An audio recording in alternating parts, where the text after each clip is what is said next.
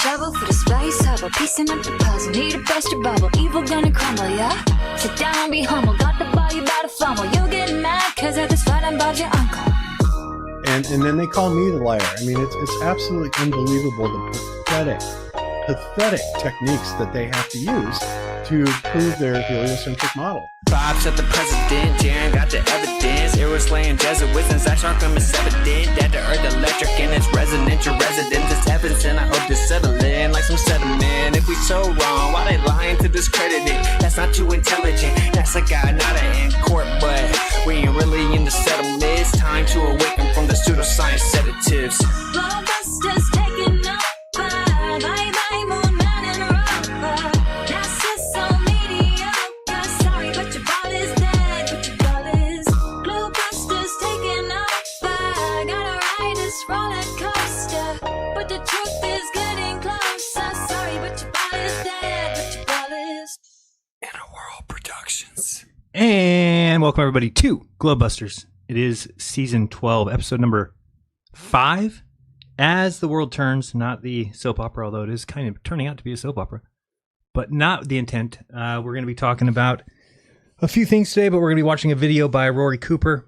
Well, it's not a video by him, but he's in a video, and I think there's some important points in that we want to talk to. But let's bring on the panel. We've got first Zachary Zabala. Good times for all. Zach, what's going on? Hey, Jeran, what's going on? Yeah, I've heard recently that Rory is back with a new channel. Oh, really? Is this a new? Yeah, I could be mistaken. I'm going to have to double ask Cami on that. But yeah, we were talking about perspective on GLOBEBUSTERS Tech Thursday, and his name came up, and somebody in chat had mentioned that he's got a new channel out. Oh, I didn't know that. I thought this was older, this video, which I need to sign into my other account to find. But yeah, I didn't know if he was back or this is an older video.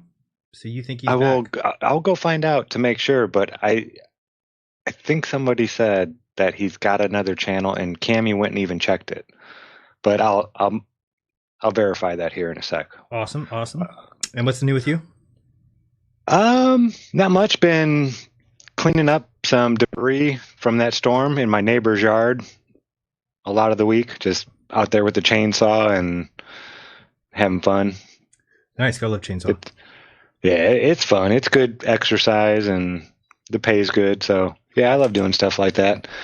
No, I'm just ready for this whole fiasco we call our government to just make, yes, the great selection. Yeah. Oh, it's such a joke. I'll take your predictions. We'll go for predictions here. What is your prediction? What will happen? I want to see whether you're in touch with the societies. I see Trump winning. Okay. I don't know about the popular vote. How about decisively or close? I'm going to write these down so we can rag on each other next week. I think he's probably going to win decisively in a lot of the swing states. Okay.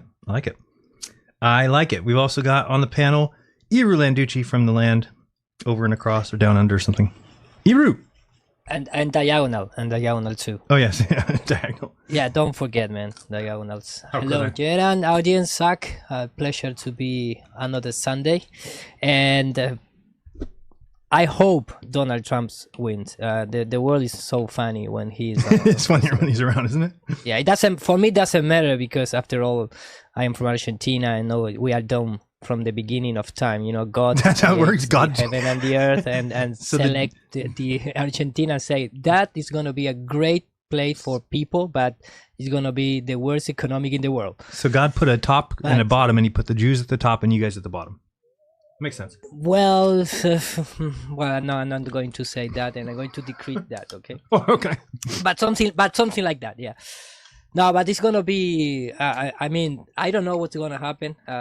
If I was an American, I don't know. I prefer Donald Trump, but maybe I am just.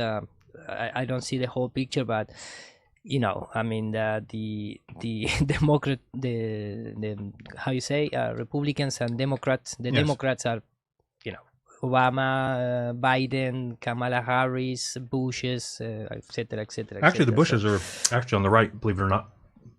Oh, okay. Okay, well, But they're all that friends, is so my it doesn't matter. You wouldn't be able to My tell. understanding of that was my understanding of Paul. Well, at that time when Bush was president, I don't even care about nothing around Right, me neither. about the world beyond my CGI world in my computer and doing my motion graphics. But no, for real, I mean, I prefer Donald Trump's not because he's gonna be a savior, but I want to see crying the white hats and the QAnons. We all do. It does make it more interesting, I will say that. So we do have Yes, for sure. we do have Austin coming here in a second. He's a little bit late. He had a couple of things happen to him this morning, so he's taking care of that. But I just wanted to say that we do have a Ko-fi link that when I'm hosting gets no tips, and when Austin's hosting, he gets the goal every week, and he uses that against me and talks shit about it to me. So I'm just begging you guys to please help my week that I'm hosting. So although maybe it means that he just needs to host every week. I guess I should play that angle. But yeah, he just likes to use that to poke fun at how well I do at getting tips. So thanks, Austin. But he'll be here any minute, and we'll be able to start with him. First, I want to start out with, let's see if there's any in the chat. I'm going to put a little poll here. I like to do little polls. See if anybody has changed their belief about whether we are, in fact, stationary or not. Let me start it. Nope, so did I hit start Q&A? There is a group of people in the community that believes that we are moving upwards. So I don't know what I'm going to ask here. I want to ask if they have any. Do you have any leaning towards upwards rising? And I wanted to see if anybody in our group does, which is okay if you do. I have a little debunk of it possibly here. So I'm saying, do you have any leaning towards? Well, it's not okay. It's not okay. Not okay? Don't. Okay. No. Yes, No, I'm just I joking. think it has merit. Or, no, it's flat and stationary. All right, we see that, and I guess I should give a third option on what would be the third option. Be like a, can I get that? Glober. There we go. See how we do here. Let's start that poll. Hope everybody's well. Who's in the chat? I see Daryl Davis in the chat. Stephanie in the house. What's up? Stephanie, thanks for the link to the Ko-fi. Much appreciated. Brian Cash in the house. Do we get to vote too? You can vote. If you're in the chat, go ahead. Okay. All right. Enjoy yourself. Alex Hill says we could be expanding 9.8 meters per second. It's possible. John Keeley in the house. What's up? Franklin Loza. Hello. Heracles. I think I get that right. I always miss it. Mark Allen in the house. Question the answers in the house. Sundays are always great because of GLOBEBUSTERS. Thank you. Liz the Iron Maiden in the house. Awesome. And let's see. Woo woo. Upward rising seems like more of a time suck than anything. Yeah, these guys are just animate about it, and I think I've got a pretty good debunk of it, but I'm going to ask Zack, because I think he might, because he understands what they're basically doing is the equivalence principle. And I wanted to show this too. Well, I showed this last night. It's just a Neil deGrasse talking about the upward rising and how Einstein, he's so brilliant. He thought of the spaceship and the Earth being the same and all that stuff. So we'll show that real quick. But it's like everything is uprising. The stars, everything. The it's all one system. It's expanding up. Feet per second. The floor of the space. But Einstein. Well, let me put this on the screen so you guys can see. And it would be this one. Yeah, that'll be good enough. All right, so we'll watch this real quick, just as Neil deGrasse explaining the upward rising. Wondered is if you're in a rocket accelerating through space at 32 feet per second, the floor of the spacecraft will come towards these two at 32 feet per second, and it'll look to you like these are dropping. He said that in a spaceship, what you observe is indistinguishable. Sorry about that. Let me fix that real quick. I believe I got to go here and go here. Sometimes this works, sometimes it doesn't. So you'll have to tell me what you get. Audio. And where is this in here?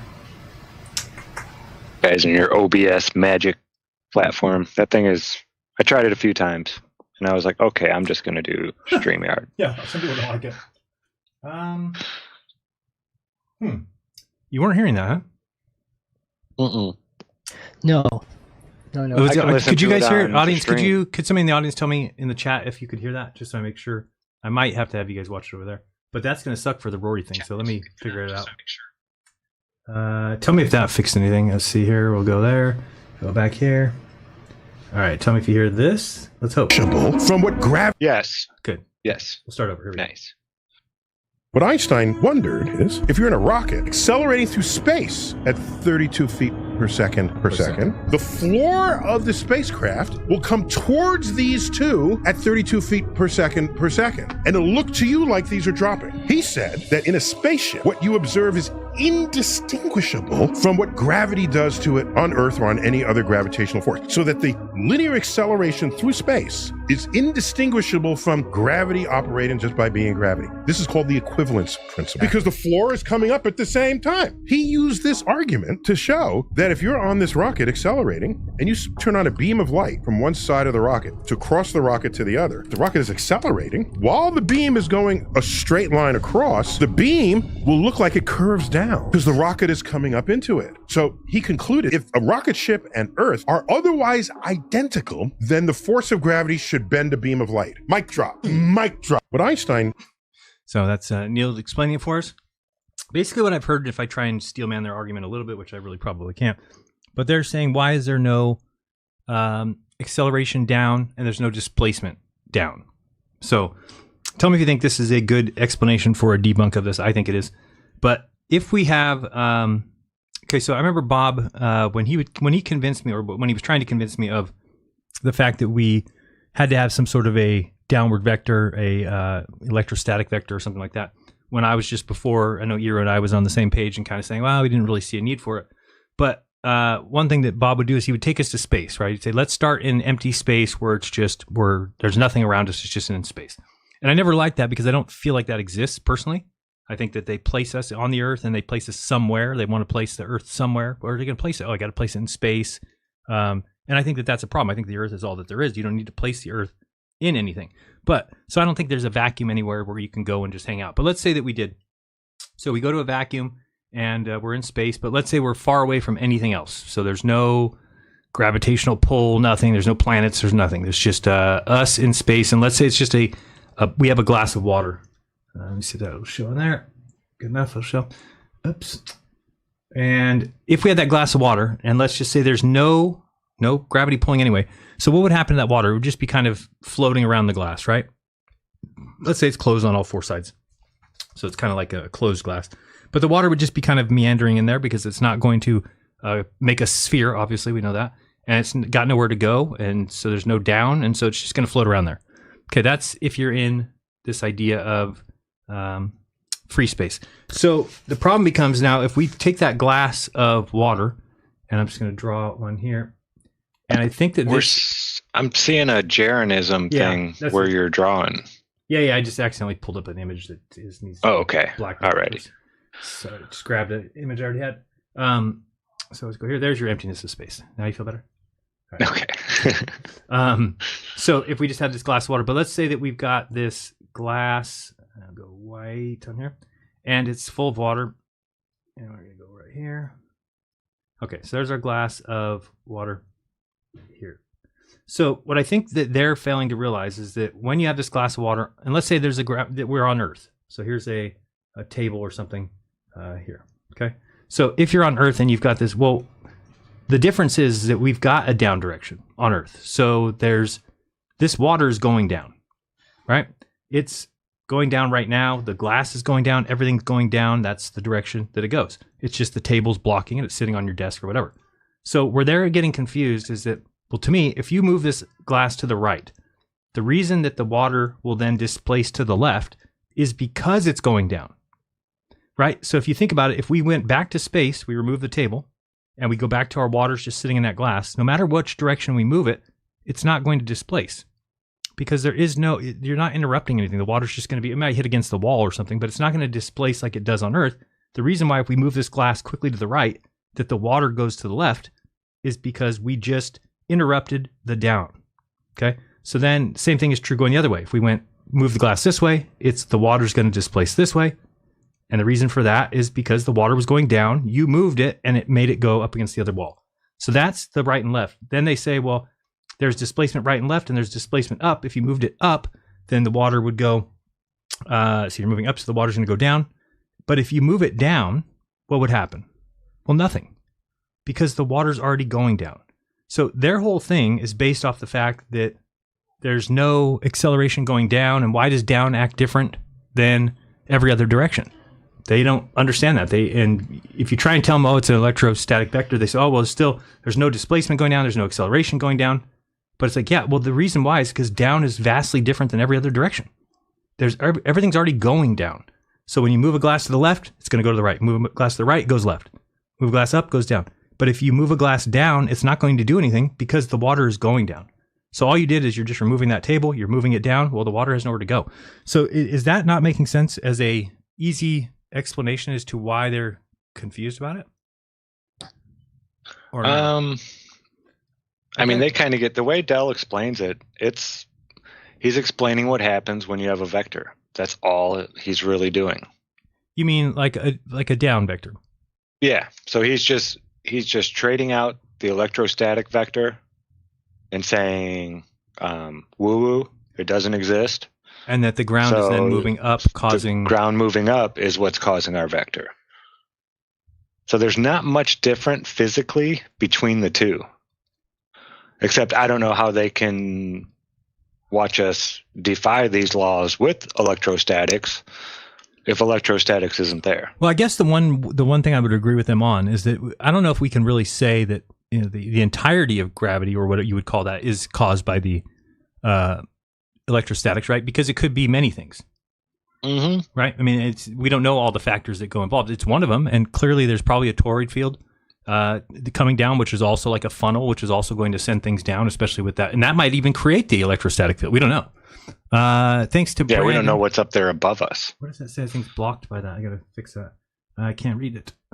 Get it up there. There we go. Move it over. Brandon, thank you very much. Question and answers for $10 from Brandon. Appreciate that. So, to me, it just seems like that is the, and we asked Iro, by the way, before the show, if he had any of these upward risers in his Spanish community, and Iro gave us a number. No. No. That's the number he gave us. There's nobody that he says. No, zero. No, zero. no. Can I move there with you? I'm going to go over to Argentina. Tell your family. Yeah, well, we still have the problem with the Gleason maps. We still have community against very, very hard. And, but not the uprising guys, you know. They're coming. Even I remember when the Concave Earth came along, the documentary, there was a time, you know, just maybe 2-3 months that maybe some, not flat earthers in terms of the YouTuber, but just random people that are in the field of flat earth, but just in their own research without any give talks or having a channel to spread the flat earth. Well, sometimes they just leave a comment that, hey, did you look into the concave earth and things like that, but no more than that. That's it. Well, you're lucky. We still are. We are still normal people, not like you guys. Well, one of the reasons that, I mean, the upward rising Earth is a bother to me is because I don't believe that there's a vacuum, and they have to have a vacuum because they have to have the Earth traveling, and if the Earth travels, it has to be traveling through something, and if it's something, then it would rip the atmosphere off, and it would cause us to impede our journey. It would slow us down. It's going to cause all these problems. So they need the vacuum of space, and that's part. So when you are then talking about the upward rising Earth, well, again, you need the vacuum of space. Because what are you going upwards in? And how is it not impacting the matter, the gross matter here? The only way you could explain it is another vacuum of space. And the balance, I don't know, I cannot imagine the balance that you need to have to, you know, maybe... Yeah, I didn't even think about that. The Earth is huge. It's uprising super fast, and you have the ocean currents, and you have, you know, earthquakes, a lot of things, and I don't know. It's a little bit out of my mind to believe that we are moving. Yeah, me too. So I mean, yeah, glad we're on the same page there. But yeah, and then speaking of that, you mentioned concave. I just wanted to bring this up tonight at 7. I'm doing doubleheader tonight. We've got a debate, a great debate. We've got Caleb FE from TikTok going against Berserker or Berserk Gamer G from X in the Is Earth Concave or Is It Flat debate tonight. That'll be at 7 p.m. We got 5-minute intros and then a 30-minute clock on each one of them. So if you want to join that, it'll be on my channel, Debatism X. Well, on my channel, Jeranism, but the show, Debatism X. So that'll be at 7 p.m. bring that up, but just since you mentioned, have you ever seen this concave guy before? I have not. Is he cordial? No idea. No, Caleb set it up and just asked me if I would be so kind as to moderate. So I said yes.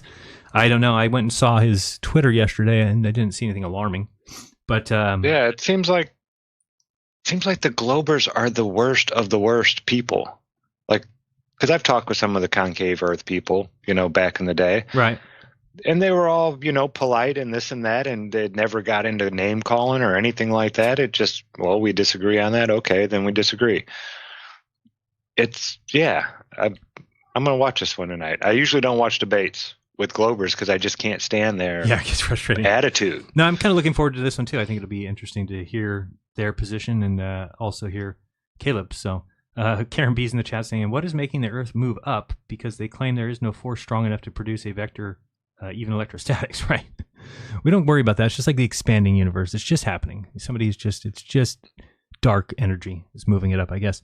But again, I mean, to me, that's the easy debunk of it. At least when that guy, Level-Headed William, who does these little experiments where he does show that and then I heard him saying yesterday, like, oh, buoyancy doesn't exist without, in free fall. And so they said that is reason for, I'm like, wait, hold on. So again, going back to my little example here, if you were to have something buoyant in here, if you drop this glass and it starts going down, then yes, you would no longer have buoyancy, because there is in a free fall, there's nothing acting on anything because the item is going in the direction down is. So it's no longer, there is no force. It's just moving down because that's the direction it was already going. And so I don't know, it just explains it well to me. I'm able to dismiss it just with that, but I don't know how any other people would feel if they think that's enough to dismiss them, because there should be just an easy debunk, unless they're just basically using the equivalence principle, in which point it's kind of like relativity, arguing over whether the Earth is still and the sun moves or the sun's still and the Earth moves, right? Mm-hmm. That's how I see it. Did you want to share your pictures that you did from yesterday, or you want me to do the Rory Cooper stuff first? If you can do that first, I'm going to prepare everything. Yep, no problem. So we're going to watch this video here. Where did I put it? I always have trouble. I'm usually really good with perspective and, like what you would visually see. But I remember, what was his name? Rich something, real big guy out of Arizona. The guy, he used to have the Hopkins or something? Yeah, Rich Hopkins. That's it. Remember he was saying how the sun should look like it zigzags back and forth? Yeah, whatever happened with that? I don't know. It just didn't make sense to me. It didn't. Yeah, I mean, that one kind of makes sense to me. I mean, I really do feel like, but if we watch this, I mean, here's the problem, is I've talked to a few people who have watched this, and everybody's got the same problem, that there's something there, but we can't follow, or at least I can't. So I'm hoping that we can. Yeah, because I watched it earlier today while I was out doing yard work. How'd you feel? I was just watching the fire. I have troubles. Yeah, I have troubles too. I grasping it.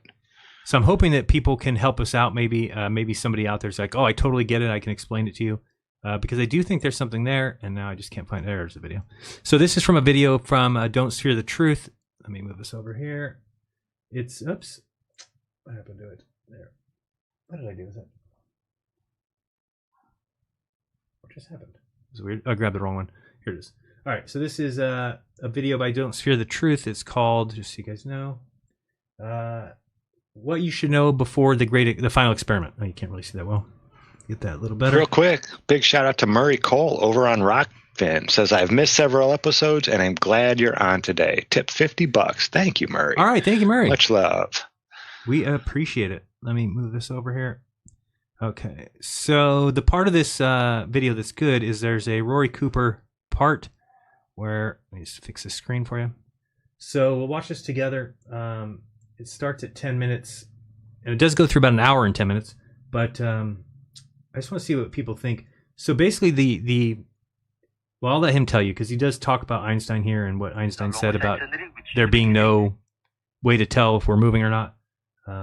We'll start here and listen. You will have the opportunity under the midnight sun. We'll actually have that full view of the sun. And are complaining that it's too cold and that we can't learn much from the lights in the sky. The experiment that we have already learned from. Want to go to Antarctica and are complaining that it's too cold and that we can't learn much from the lights in the sky. The truth is that we have already learned from the lights in the sky, and this is why one can know for certain as to why the globe model cannot be a candidate for the so-called final experiment. Albert Einstein said, "I've come to believe that the motion of the Earth cannot be detected by any optical experiment, though the Earth is revolving around the Sun."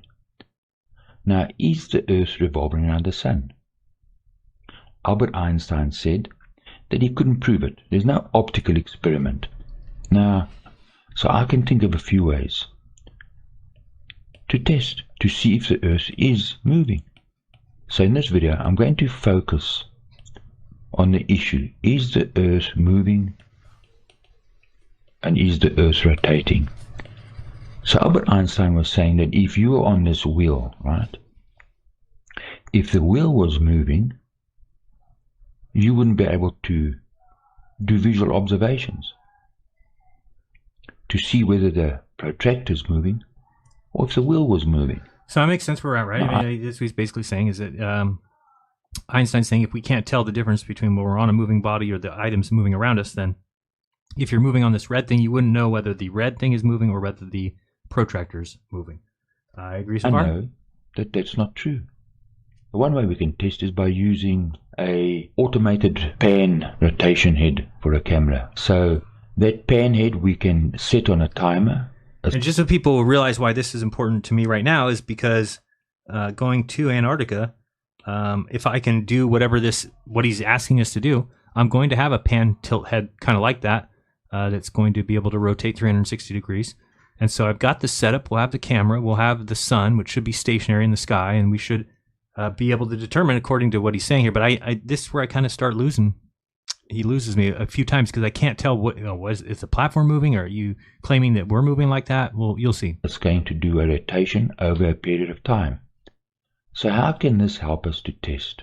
So the first thing we need to see, let's say I use a pan tilt head. It's going to rotate 360 degrees in a 24-hour period.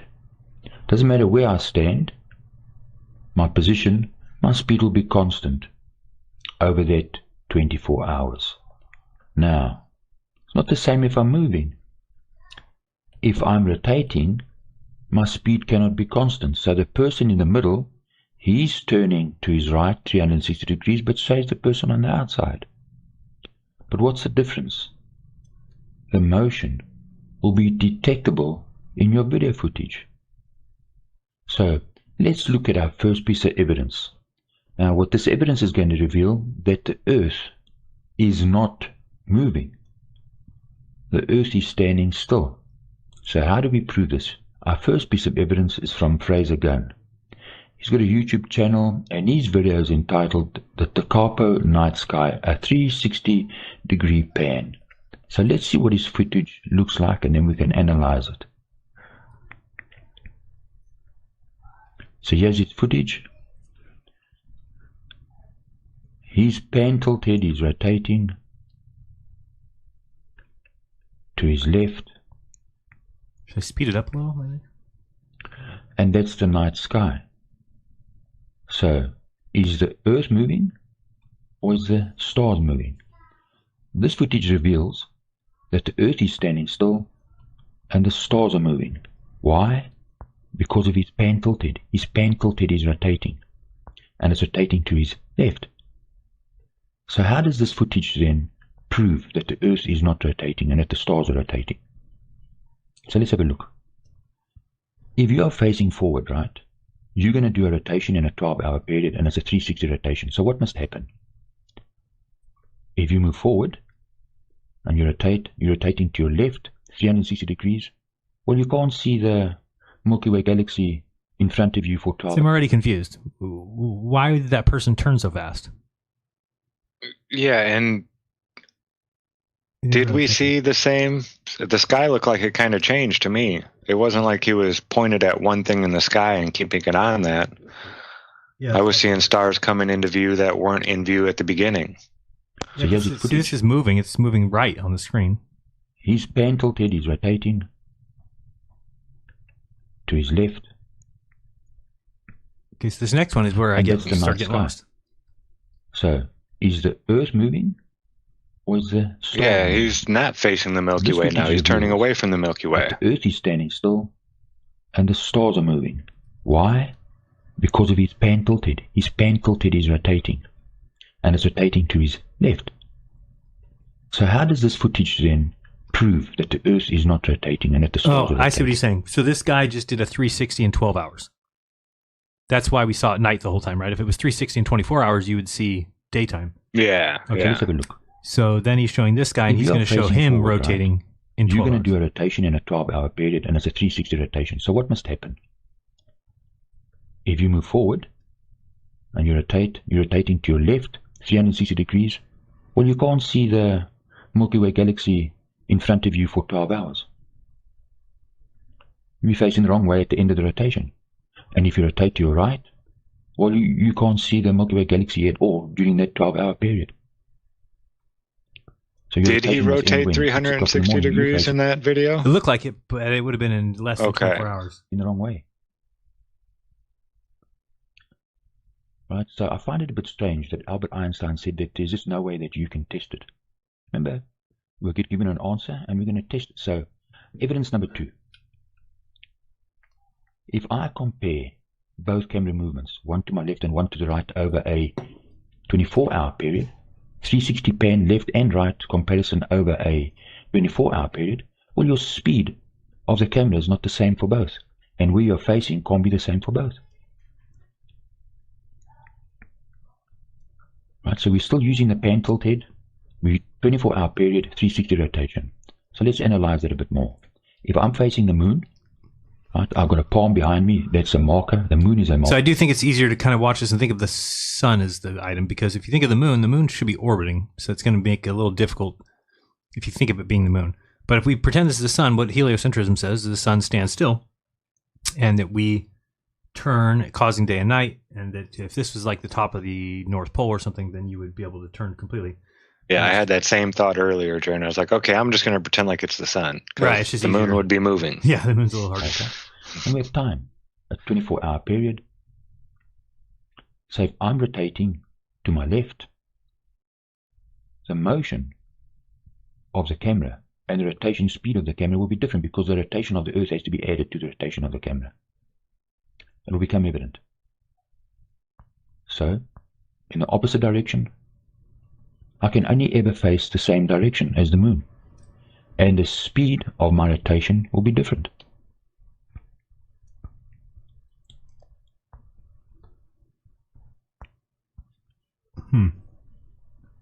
Let's expand on this a little bit. If I am on a rotating platform, the platform's rotating, and I have a cutout palm. I put 2 palm trees on that rotation circle, and I'm standing on that circle. In front of me I have a moon, and to my left I have the sun. So from my perspective, as that platform rotates, what would I expect to see? So we're going to put a camera by this man, and we're going to see what he observes. And we can learn from this. Right, so if I'm rotating to my left, watch the ground, the motion of the platform. So the platform would swing out faster. Your speed. So I guess where I'm confused here already is that why is the person moving on the platform?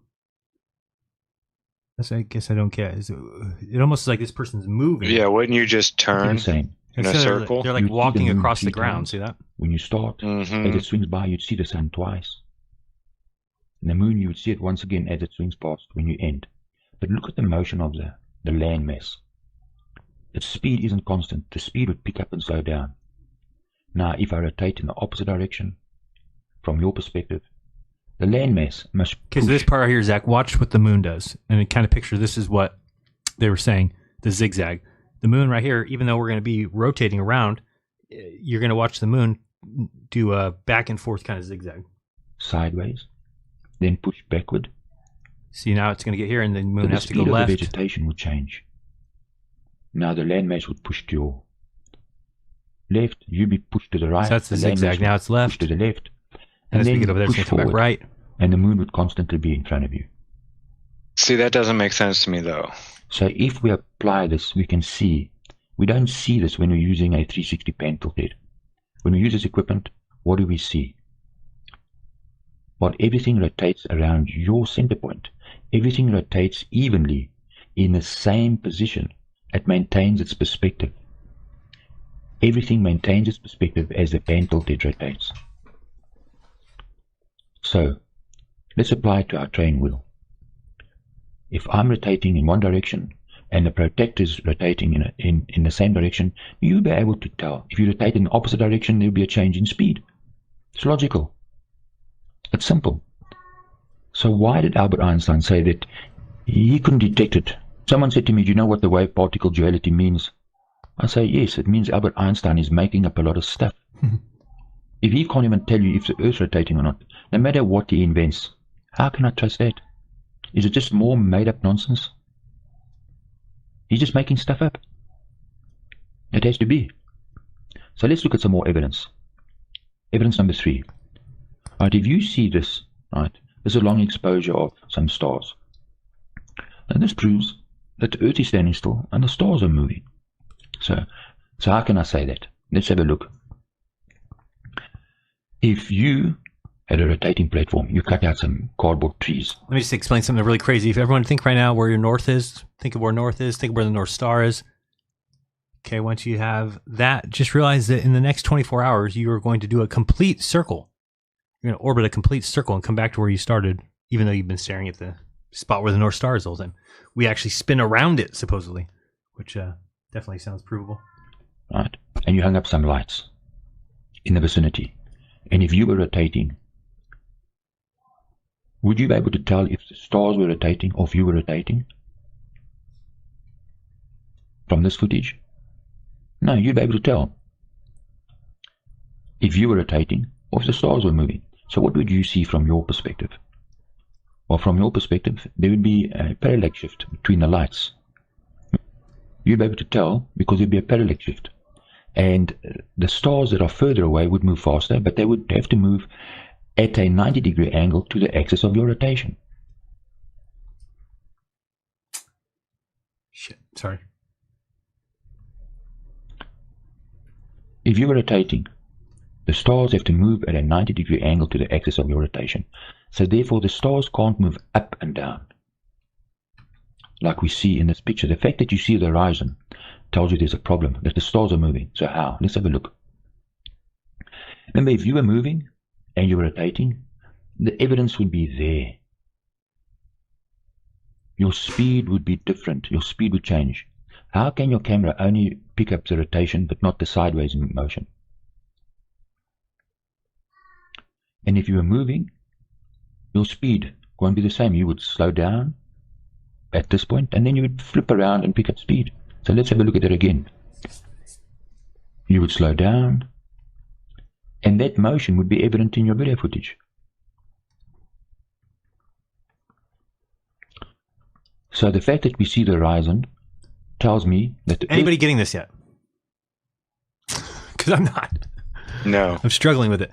Anybody in the chat that's understanding this? Because it's a little bit difficult for me.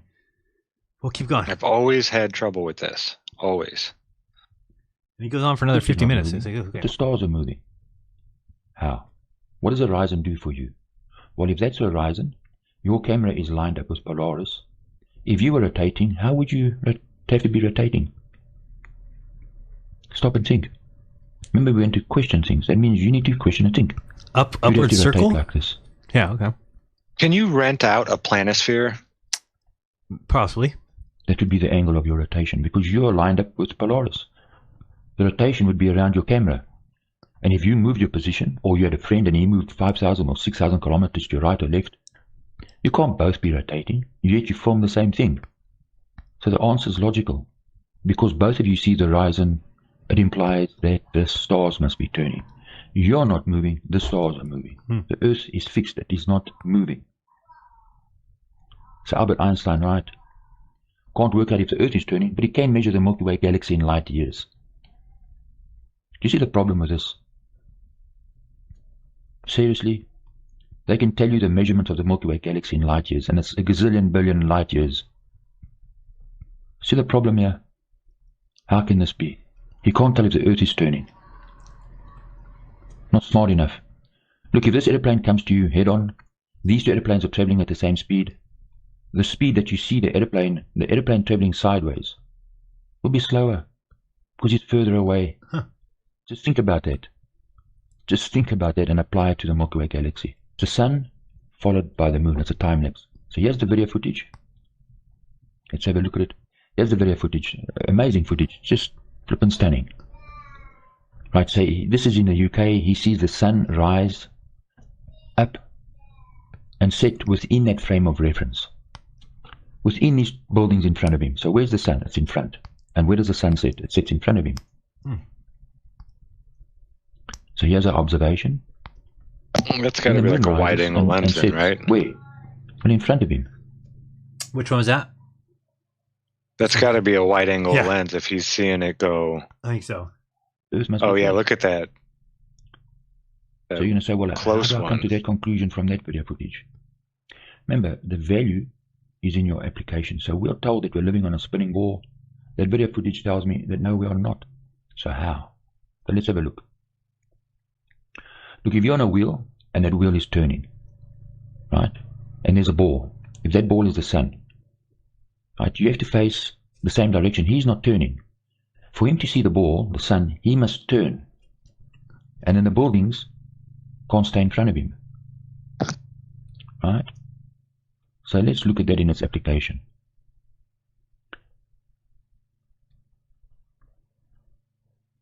Right? So let's slow that down. Remember, he sees the same buildings. If the sun is on his right, the sun can't be in front of him. He would have to face the sun throughout the entire rotation. He's not doing that because he sees the building in front of him. So what's happening? Well, he's not turning. He's forming the sun and moon rise and set in front of him. And his frame of reference is those buildings. He sees the sun and moon turning in front of him. For him to see this, it means that the earth must be flat. Why? Because if he's in the north, what is the person in the south seeing? If the person is behind him at the same angle and degree, the person below him can never see the sun and moon rise. So listen, if you've lost your mind and you're angry, and now you want me to give you my mind, right, really? And when people get angry at you, they've really lost their mind. I wonder if is he saying there's no 24-hour sun in the south? I don't know why he worded it that way, but watch again. Just want to hear the end part again. Is the person in the south seeing? If the person is behind him at the same angle and degree, the person below him can never see the sun and moon rise. So listen, if you've lost your mind and you're angry, and now you want me to give you my mind, right, really? And when people get angry at you, they've really lost their mind. Reasoning with them and talking to them is just a waste of time. So, Milky Way, Polaris, North Star. So if you go onto Candy's channel and have a look at her video footage, this is what you'll see. Right. We see the horizon throughout. She's not turning. Right. She sees the same horizon. That tells us that she's not turning, because if she was turning, the horizon would change. Right. So is the Earth turning? No, the Earth's standing still. We've already shown it from the movement of the stars in our discussion before this. Right. So let's evaluate what's going on here. We're going to ask some questions. If you're rotating around the sun, you can't see the same set of stars the entire year round. Every 3 months, you must have a completely different set of stars to observe. Mm-hmm. You can't see the Milky Way galaxy every night if you're in the northern hemisphere, and they do. Then you can't be spinning around the ball Earth. Every 3 months, you have to have a completely new perspective of the sky. It has to change. And the speed of the galaxy, what would the speed be? It would speed up. The galaxy would speed up and slow down, and we're going to have a look at this. Right? So how can Albert Einstein say that there's no motion that you could observe? There's no way you could detect by any optical experiment if the Earth was turning or if the stars were turning. Right, so here's an image by Alan Dyer. He's AmazingSky.com. And what about... So what Alan has done He's got some amazing images. What he's done is he's done a pan of the night sky. He takes photographs 360 degrees around him and he merges them into one image. So how does this help us? How can we use his image to understand if we are moving? Because if we are moving, remember, you'd have to be rotating like this every night as the Earth orbits the Sun.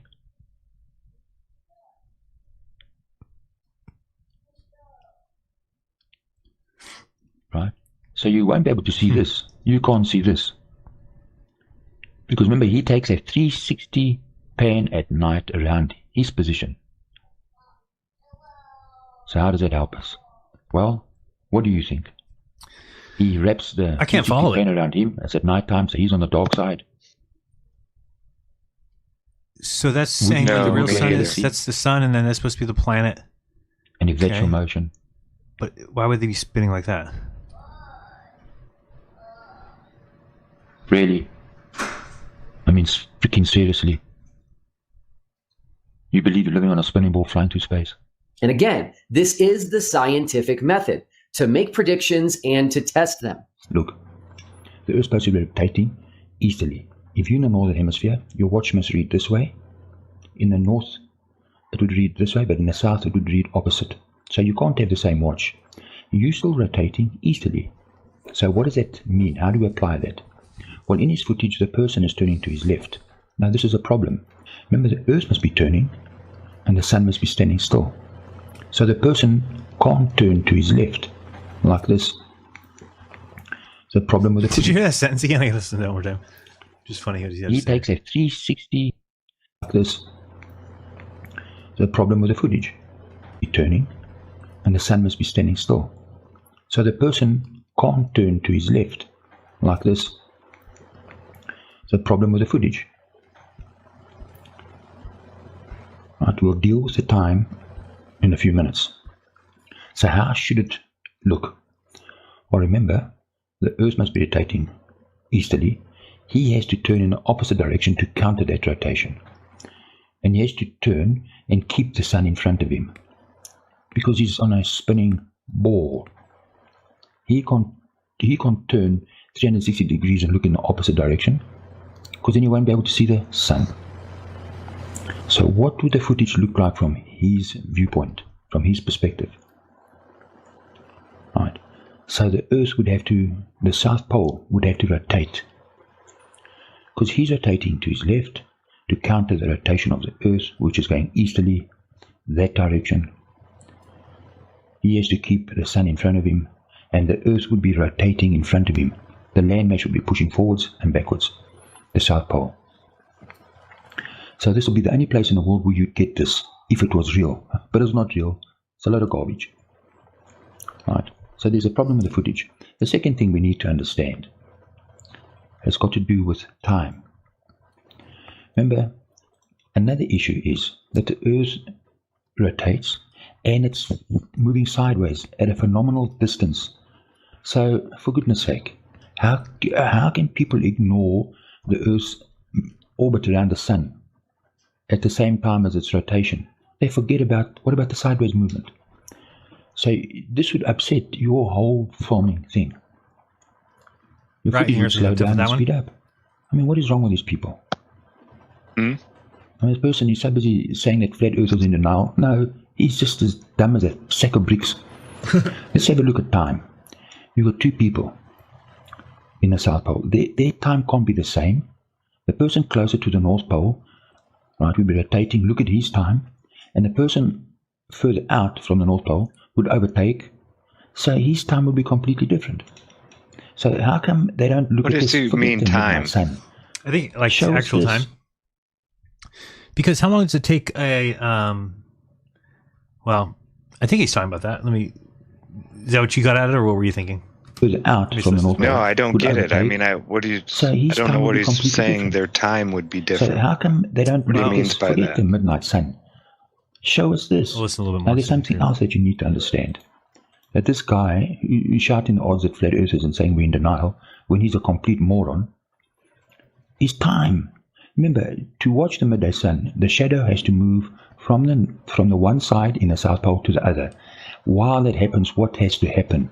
And they'll be making a big fuss about this, but you never hear about this amazing phenomena that should happen, but doesn't happen. Is as the Earth rotates, the shadow got to move from the one side to the other side. Remember, so as the Earth orbits the Sun, the shadow has to move over the South Pole. You'd have one person having sunrise and another person just a few miles away having sunset. This would be happening all year round. I don't get that. You don't have this. Look, the South Pole, just a lot of garbage. Common sense, your watch tells you that there is no South Pole. It's as simple as that. So, and again, this is the scientific method to make predictions and to test them. I'll be looking at some footage that was filmed in the northern hemisphere near the North Pole. And this is the footage. See, so my thing is if this is what we're looking at here, it's moving in the right direction. We know we're in the north. It's going around. We're going to flip around 24 hours. I'm guessing, how would that ever be off? If your panhead is set to 24 hours, you're just going to follow that sun like what it's doing. You see the sun staying right in the center? Used a wide angle lens. Can that either. Right, the wheel turns on. Him saying that, look at the way the water is shining on it. That proves that the sun is moving and not the earth. To me, it just seems like that is the equivalent thing. I don't think you can necessarily say. I don't know how you'd be able to determine it. Yeah, that's. I want something that will spin around me in a big wide arc that I can control, so I can do some testing on this. Right. Stand at different spots, and because everything is all either virtual on here, automated, it's all CGI, or it's somebody else's footage. I want some raw data that I know, okay, this is me doing it, and see what I get. That's the best way I learn, is by testing things myself. Mm-hmm. Usually I'm pretty good with the whole visuals and stuff like that, but this one always stumps me. Like when you're on top of something that's spinning and looking off in the distance. I don't know why, but my brain has trouble with this one. Towards the sun. So the Earth isn't spinning. The sun is orbiting above. That's why the sun is reflecting on the water as it is. Look at the shadows. What? So to help us understand this, imagine a train wheel. Right, the wheel turns on its axis. It's got a shaft, and the shaft is fixed off center. Right, so the shaft moves forward, it pushes the wheel, and the shaft comes back and pulls the wheel around. Okay, so the wheel rotates, and the shaft is off center. So don't focus on where the shaft is pointing. Look at the wheel and the position of the shaft. And so what do you see? Oh, no. Right? So basically, this is what should be happening with the man who's filming the footage. So do you see? There's a couple of issues already that should be happening. What? In that video footage that's not happening. So if we put a man on top of that shaft, the first issue is, as the man turns, he'd be crossing the light source, so the blue line in the middle, right, where the sun is. He'd be crossing over the sunlight, backwards, left and right. But in the footage, the light is actually following him. Another issue is, look at the wheel itself. Think about his frame of reference. So from his frame of reference, the wheel should move out in front of him. The horizon can't stay the same. The horizon should rise up and move around him. Right, and watch, he should be moving over the blue line. You see how the blue line, which would be the reflection of the sunlight. Are you ready yet? I'm losing it on this one here. I'm not really seeing... Yes, I'm ready. I was waiting until you understand. Do you catch anything? Are you able to grasp anything of what this is saying? No. It's a little difficult. If somebody wants to reach out to me, if somebody understands what's going on here and can better explain it to me, if you could reach out on Telegram, I'd love to hear it, but it's just not jiving because I'm just not seeing how you would ever be able to tell which one's moving. It doesn't seem like you'd be able to tell from just that observation, but maybe I'm missing something. Go ahead, whenever you want, you can share. Okay. I don't know if there's any better parts to watch. What did you say about this? Let me listen to this real quick. Was that not him? Where'd he go? Oh, it's already past the 110, that's fine. Look at the pattern in plants. You'll see that plants spiral out. when they grow. And this spiral pattern that we see in plants perfectly matches the sun that is orbiting above the plants. You see, the plants are all at the same angle to the sun. The sun's above them, and they're all spiral outward. If we take our time and we look at the creation, and it's awesome, we'll start to see the creators. And look at this tree. This tree is split, and it's split in a spiral because it's twisting, because the sun is orbiting overhead. So a lot of plants do that, huh? Rotate with the sun. I know that sunflowers do. He just said a tree did. Didn't know that. So the grass does as well. Follows the sun. Well, yeah, like a lot of golfers that putt and are really good at putting, they pay attention to where the sun is, because those blades of grass, they all kind of point towards the sun. So you'll get a break in the morning, and it'll, it's not going to break as much as it looks, but in the afternoon when the sun's over there, it's going to break even more than it looks. Ivan Mechton is in the house. What's up, Ivan? He's got a point. He says, take a globe, maybe strap a GoPro on there and see what we get with various spins. It might kind of help. I'll probably do that. And Ira, when you're ready. Yeah, I did ready? Okay, let's go here. Yeah. I did a bunch of testing Got it. on star trails and the rotation of the stars, but I never did it like looking off into the horizon. It was always looking straight up just to see if they could overlap or you could tell a difference from something moving to the stars moving. And my conclusion was I couldn't tell any difference. They looked exactly the same in all the pictures I got. Gotcha. Okay, you're on the screen. All right. So the other day when you passing by to my live stream, we was discussing something that happened around the soccer game in Argentina. We are very, very proud of the pelota, go. Yeah, we know. Well, something like that, yes. We are proud that something that Freemason from England invented, we take it over and we are the best in the world. Nice to hear that. So it used to be aprons, now you guys wear shorts. That's cool. Yeah, exactly. So it was a match that it's very popular because it's one of these international cups that they are playing, and we have a lot of news website dedicated to sport. They start saying that you can read here, right? Impressive from Colonia, which is a city in the river coast of Uruguay. So impressive from Colonia, from Uruguay, to the Monumental. Monumental is this stadium in Argentina. Through a window. This is how they saw the match between River, which is one of the players, team, and the Mineiro, which is another team that came from Brazil. The bottom line is that it was a guy in Uruguay, which he was watching on TV, and he put the camera through the window, and he saw the same fireworks and all the celebration that it was happened in Argentina, which is this video here on the screen, right? So you have, for example, fireworks at a height of 120 meters.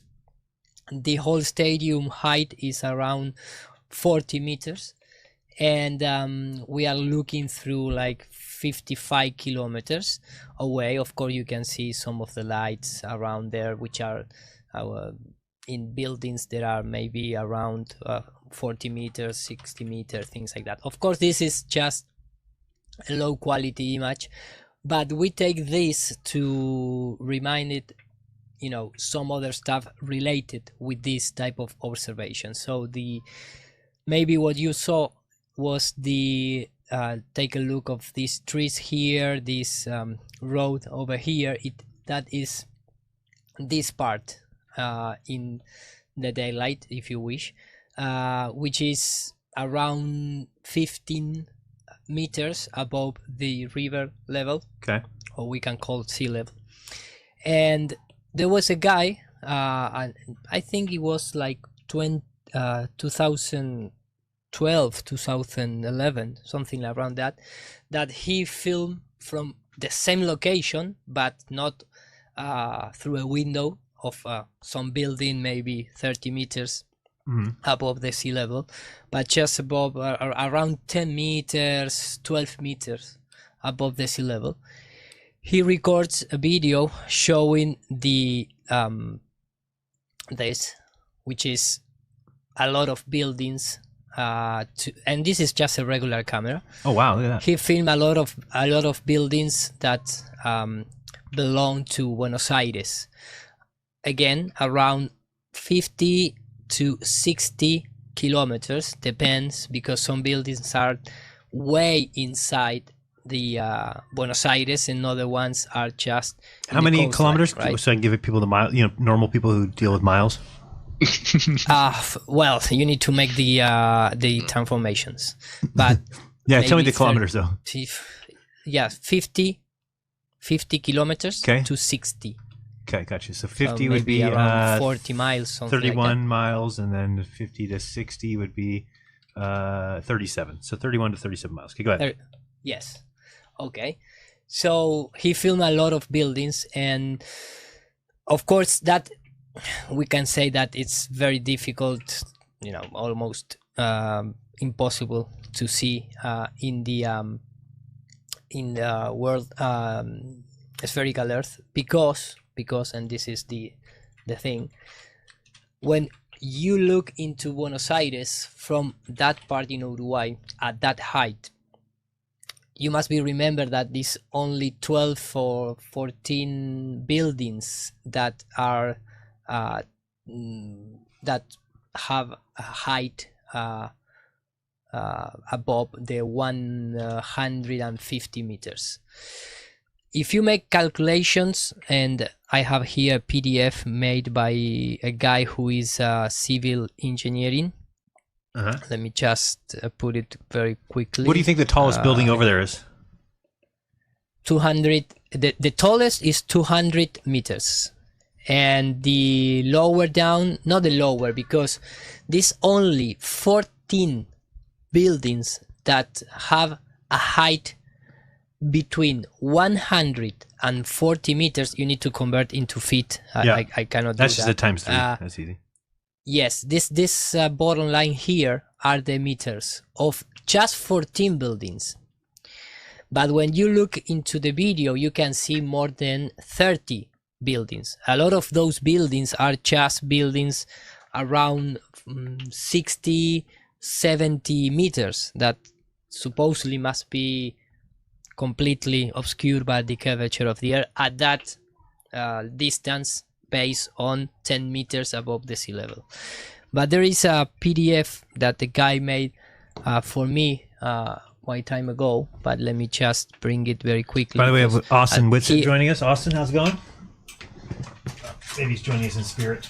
Oh, what's up, brother? Nothing. How's it going? What's going on, Austin? I need your prediction for the election, please. We got everybody's prediction. Trump wins in a landslide, and then they make it like obvious that they're trying to steal it, and they delay it. Okay, I like it. Well, you mean so they're going to report that it's close?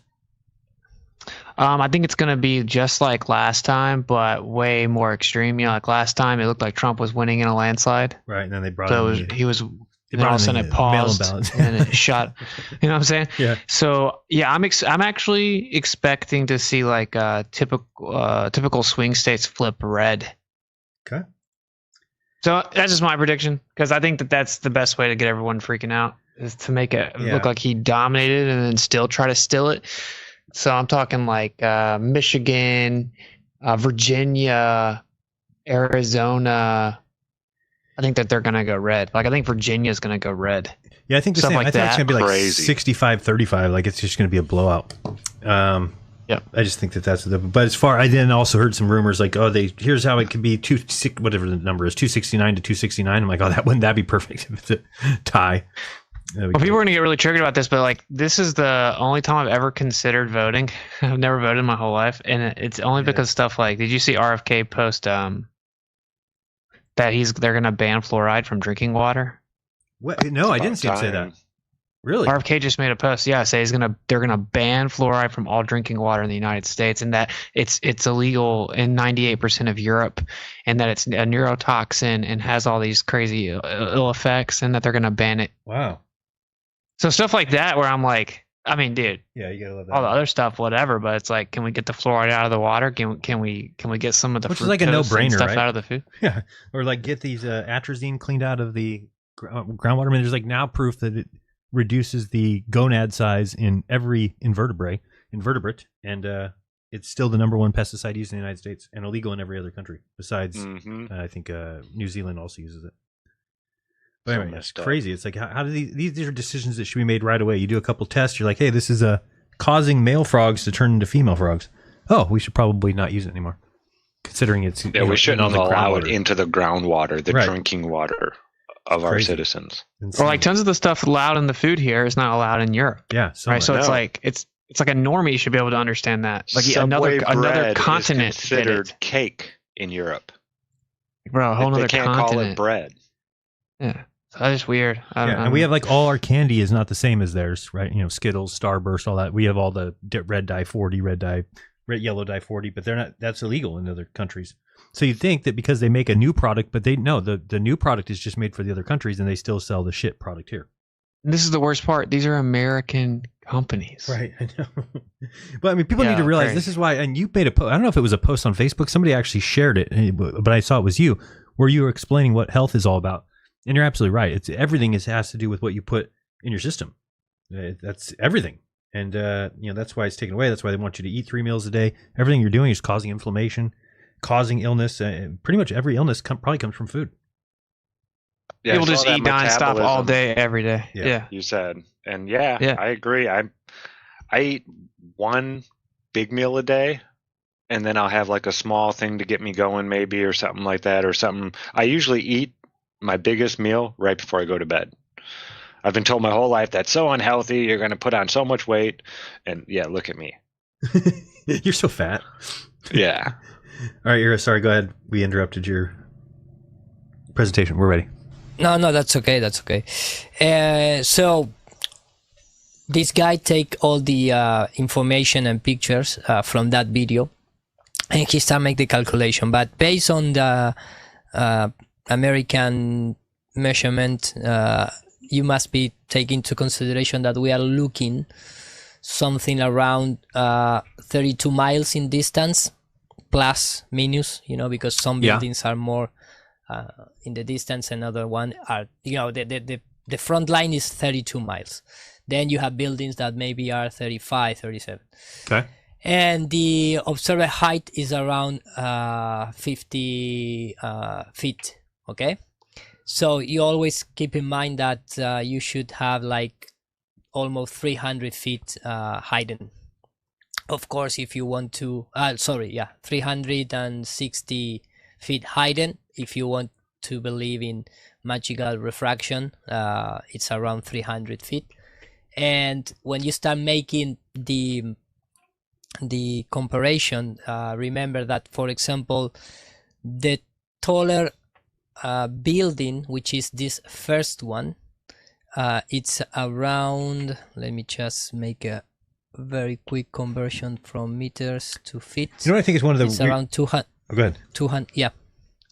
This building has 650 feet, and this one, the smaller, it's only 469 feet. Okay, but this is just 1, 2, 3, 4, 5, 6, 7, 8, 9, 10. There are 14 buildings that supposedly could be, a little bit over the curvature of the Earth. Right. We're gonna see in a minute. But here, when you see the video, this is not the complete video. For example, when you take a look, there's like double that many right there. Yes, when you take a look to the video, let me just play it. Yes, of course, you have the first line, which are the tallest one, which are all in the same line. And then when the guys start panning to the right, you're gonna see a lot of buildings that are not even they don't even reach the 200 feet that you can see here. There is a lot of buildings that they are very, very small in comparison with those 14, because when you start looking into the buildings of Buenos Aires, there is no a gradient between that. Okay, well, that building has 460 feet, the next one is 420, the next one is 380. No, that was the tallest one. Then they just drop down quite drastically, you know, like okay, 200 feet, 220, 160. There is no like a gradient, it's just those 14, and then the rest of the buildings in Buenos Aires are below 220 feet. Okay, you follow me? Yep. Yeah. Okay, so let's just take one building for you know, at least for fair comparison. Do you think it's I think it's a little bit of a trap that they, you know, we always want to look at these observations over water, right? Because it makes sense, and water's flat and we can see far. But looking over water is the worst place to see far. You should be looking over land. That would be better optics, because the air above the water is going to be your worst way of seeing long distances. It's just kind of weird. It's like one of those catch-22s. Yeah, but the story behind this is that this just is a random video, right? Which is nice, from a guy that like 20 years ago he just posted something in the beginnings of YouTube, and then you can use this for, you know, flat Earth analysis. Just that was the idea of the other day stream. So this is the place where it's making the observation. Here is a Google Earth view. Then here it said the feet that they are in. You said 45 feet? Yes. He's 45 feet. Exactly. Yeah. So that was the video. This is one of the tallest buildings that you can see here in the picture. We're going to analyze this one.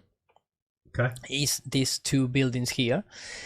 The thing is that this building has 160 meters, which is around 525 feet. Okay.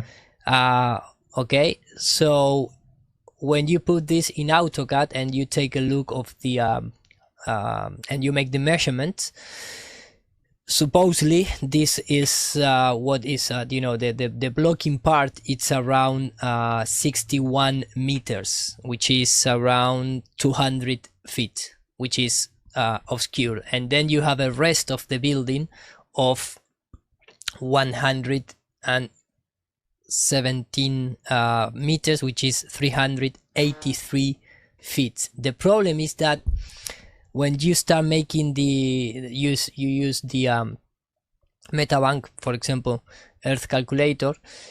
Remember, this is in meters, this is not in feet, but you are looking in this picture, you are looking like 70 feet more than you should. Right, or even more than that, right? Or, well, you said 70 feet or 70 meters? Yes, exactly. So supposedly there is 65 feet that you are looking, that supposedly it must be obscured by the curvature of the Earth. So maybe this building must be high until this part of my mouse, you know. So that is the first red flag. Then he continues making another pictures. This is because we have a lot of pictures from Uruguay to Argentina. Yeah, I think I've seen you show them before too. Yeah. What? As I've seen you show this observation before across this lake. Yes, yeah. Yes. Then you start making your own research, and you're gonna find this type of photograph that the guy is going to take this building here, which is a building belongs to a telephone company, which is called Telefónica. It's a Spain company that operates in Argentina, and this is the building that we are looking for. This just tiny building in the extreme left of this picture. Of course, here you can see more than 14, more than 20, more than 40 buildings that you should not see, because remember that only 14 buildings supposedly rise from the curvature of the Earth. So we're going to take a look to this extreme left building, and the guy makes all the analysis. I'm going to skip this because it's in Spanish, but the observation now, it's looking not on the coast of the river, but we are looking inside the city. A little bit, of course, not so much, but it's going to be a little bit more kilometers, because we are getting into the Buenos Aires. And here, La Plata, this is my city, by the way, because we have direct observation also to Uruguay. So the guy makes all the measurement, but this time this picture here is not at 50 meters or let's say 50 feet height in terms of the observation. This time that picture is only 4 meters, which is around 12 feet in height of the observation. Okay. So that is a really complicated situation to the globe Earth, because the fact is that the building that we are looking for in that picture in the extreme left is this one here, which is a building that only have 95 meters, which is only 300 feet. So you are looking like, you know, something that it's impossible to see. Yeah. Because this is the building that we are looking. It's only 300 feet, and this is the building, Telefónica.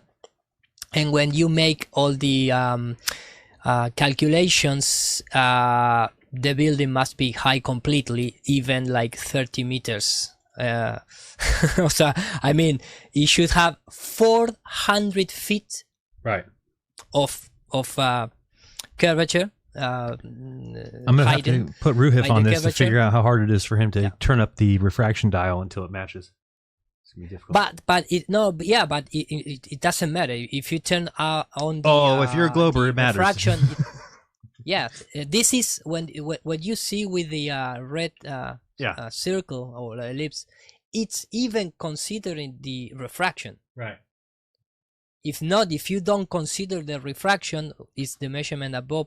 So you have 145 meters, which is 475 feet of curvature hiding the building, and the building only have 120. Mm-hmm. So 120. Sorry, 95 meters, which is 300 feet. So it's something that it's a completely you are losing like 100 feet, which is a lot, you know. I mean, so this is the observation, and again we are looking at this building here, which of course is cutting by the atmospheric refraction, the perspective, the distance, things like that. Do you have any kind of optics program that can emulate that covering from the bottom up?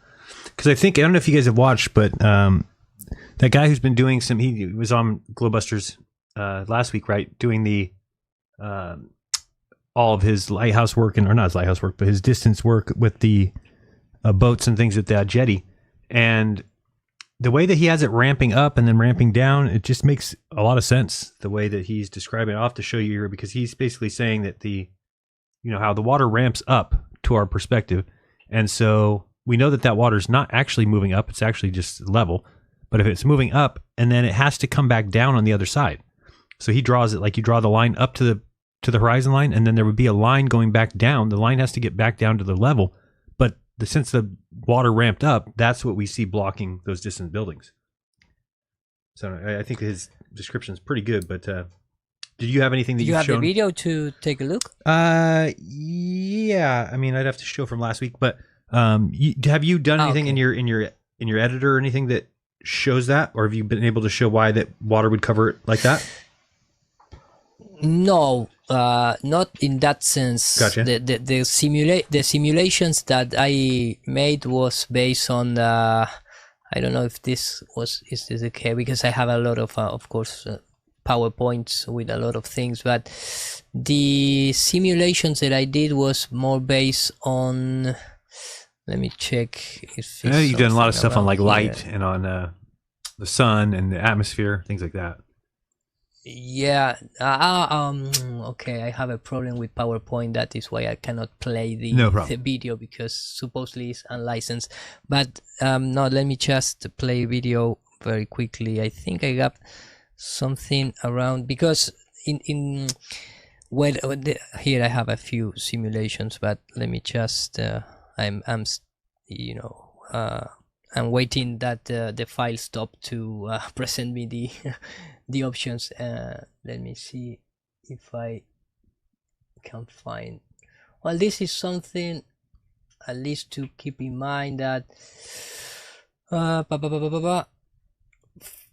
here you have some. I like to see this in the sense that this is from a real movie. Oh wow, that's what they call the elevator shot that Soundly took at the Pontchartrain Bridge too. Yeah, this is, you can see how these buildings are not connected with the water, but that just is an optical phenomena that is based on the angle of the buildings in relation with the water and the camera. That is why look how the atmosphere eats it up, because that's what happens when you've got that dirty air right above the waterline. Exactly. So it has a lot of things has to do with the of course the elevation, but not based on the curvature, but it's just only based on the angle that the camera is pointing to.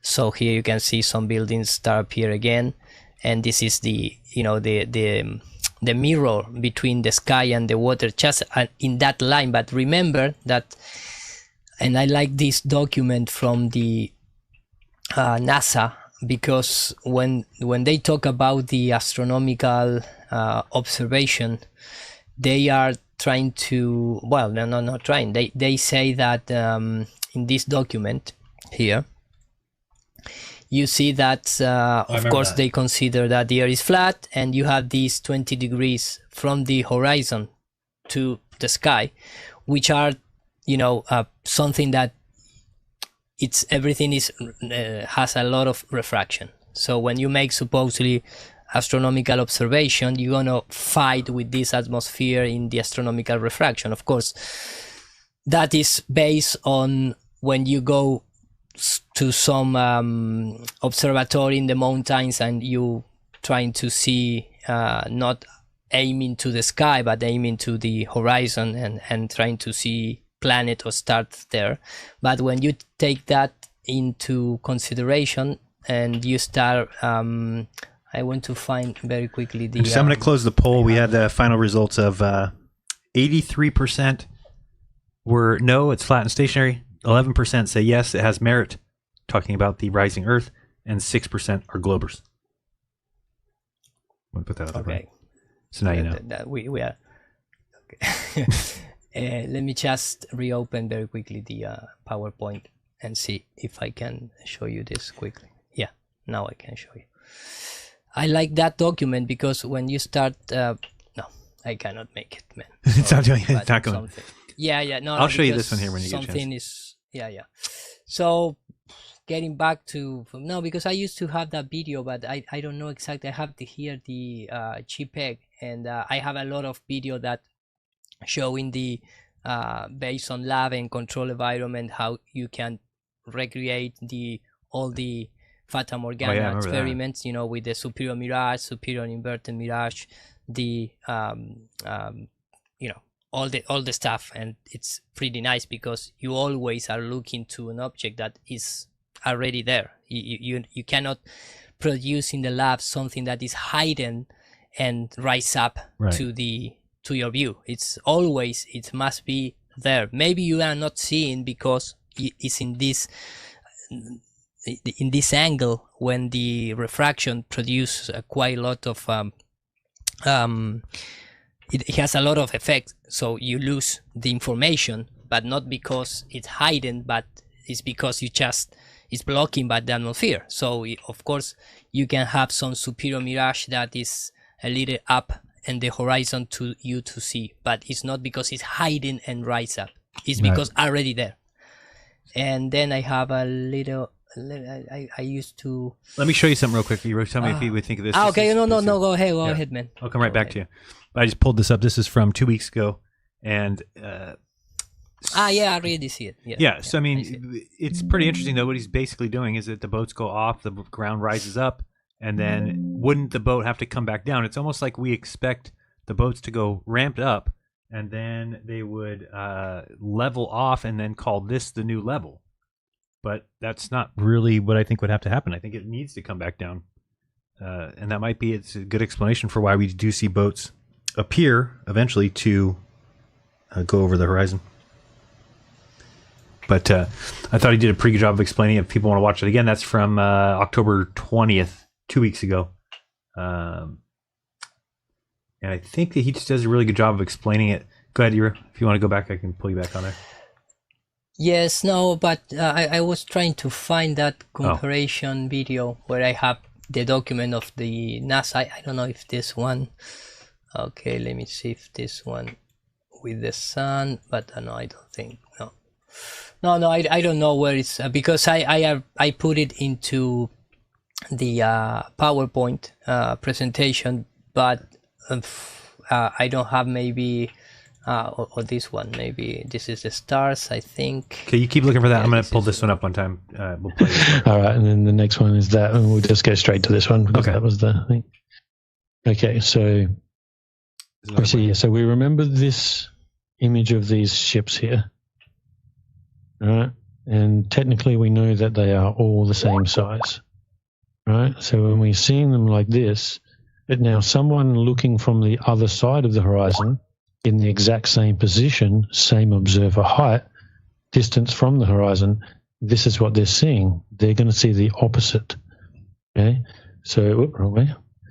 So when they're looking, they're just seeing things. So think about that when he's talking about seeing somebody from the opposite side, right? So you imagine somebody on the other shore on the other side looking back this way, and wouldn't they have to see, if you're seeing this and then you went over on that side, you would see the boats ramping up.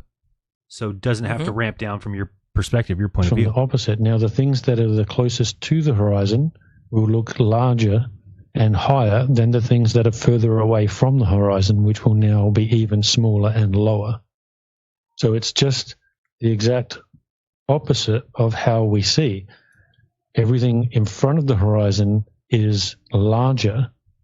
Like, so when it's closer to us, it's larger and lower in our vision. And the closer it gets to the horizon, it becomes smaller and rises within our vision. And on the opposite side, it just does the opposite thing. This is possibly okay. It's kind of groundbreaking, really. Bugger. No, it's going to. If it is the case, it's an excellent way of describing it. Let me know if you find it. You found it? No, okay. I cannot find it. And I cannot take out from PowerPoint because it's not allowed me to do nothing with the document. But the thing is that with that building, I mean, we have a lot of observation from Argentina to Uruguay that is not possible on the spherical Earth. It's simply as that. I mean, we are talking about complete buildings that must be high, and we are still waiting to, in actual, honest and real proof in the controlled environment when you can rise up a totally obscure object, to your eye view, and they never did that. It's such a weird variable too, because the horizon is apparent, and so we know with as much variation as there is, and I've got a couple videos I've played before, I don't know if I can find them real quick, but that show vast changes over a short amount of time. We've seen the Skunk Bay, which just does tell you that measuring anything off the horizon to me doesn't seem very smart, because you're really talking about a place that really shouldn't be measuring off of it. It's not really a place that you can go and touch or say, oh, it's over here. And it moves a lot, moves quite a bit. I thought I had this one here somewhere. Come on, I thought I had that. Oh yeah, this one here. So this is a couple different ones I can show. This one here is the dusk over the Georgian Bay. I have shown this one many times before. Let me put this in there. Can you guys see that? What are you looking at? Yeah. So if we take this view here and we go play, and I'll just, oops, what happened? Come on, play. Okay. So if you kind of watch, I'm going to pause it here in a second, but look at the expansion there, to the point where you get all these lights, and if we're going to let it go, and I'm going to show you where it was a second ago. Okay, so go a little further.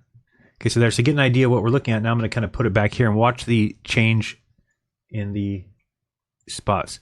And if you can see, that's just like revealing so much more of this ground area here. Watch when I go to the night, you're going to see this whole line drop quite a bit. Watch this. So if you can kind of piece that and see how much that's dropping, that's huge. Keep an eye on this section here, right in this, and just watch that line, how much that moves with, I mean, that's just significantly lower. And we've got this one here, which is probably one of the most disturbing refraction films ever, because we've got this one. Again, I have to check what you're seeing. Yeah, so watch this one. I mean, this is over, I don't know how long this period of time is. I guess I could look back at that. But the camera's below 6 inches. You can look at the various lines he's drawing on the screen just to show you. And then if I put this in fast motion, get there a little bit faster, playback speed. Watch how much this changes in the next 3 minutes here. So just watch that water line. And again, so remember, we're measuring things off this. People are making claims off this. They're saying, oh, this, we saw this much of the boat hidden. And this is why Globers are disingenuous liars, because they'll never actually show you any results that don't match the globe. What they do is they go out and they would just wait until they get the view that is the globe math, and then they bring that and show it like this is, oh, every time you go out, you get only the globe result. You never get any other result. But that's just disingenuous, because we know we go out and we see both, or we see occasional evidence of both. We bring that back and present that, but they would never do that. But now look where the water's now past that green line. I mean, remember, we were just, where are we at, about middle? So going back here, watch this water drop. I mean, you're talking, that's not from waves, it's not from swell, that's just refraction, really. And look how it gets all foggy there, and how it's all just choppy. And now you see, it's wild how much the edge moves like that. Yeah, it's way past that green now. And it just keeps going out. What's going on above it? So again, to me, when we look across water, yeah, it's great because it's flat and level, but you are looking through the worst part of air anywhere. So if you're ever going to do like a long distance, and I know it's hard to do because you don't know the above sea level or where you're at elevation wise, but if you could ever do a long distance, like I think that the best place, oh, I have an idea. So I was going to say, to prove this, what if we did this? What if we had somebody take a boat out, like let's say Joe Cool, or Joe Mama, I mean, and we have him take his boat out and we say, go as far as you can. We'll tell you when we lose the boat, right? So he drives out, we see him, we lose the boat at 20 miles. I guarantee you, if we go to the Bonneville Salt Flats, we'll be able to see that boat for 35 miles, right? Because you're not looking over the water then. So where you lose the boat because the water, the air, it gets mucky, then it kind of starts doing that blend thing, and then you just kind of see it go off into the distance. But I bet you that would be a great proof that what we see is boats disappearing over the edge or over the curve isn't at all what's happening, by simply showing that the same distance boat can be seen in full on a Bonneville Salt Flat or the anywhere there's salt flats, because that is a land distance that is pretty well flat like that, but it's not going to have the same distance or viewing problems that the atmosphere above the water would. Let's continue. Who knows what's going on over there? Look at that. Remember that we were right. We were right here before. Super nice video. We were below. Let's just go one time where this is. Watch where that line is there, and then watch when I go back to the beginning right here. Watch the difference in the water.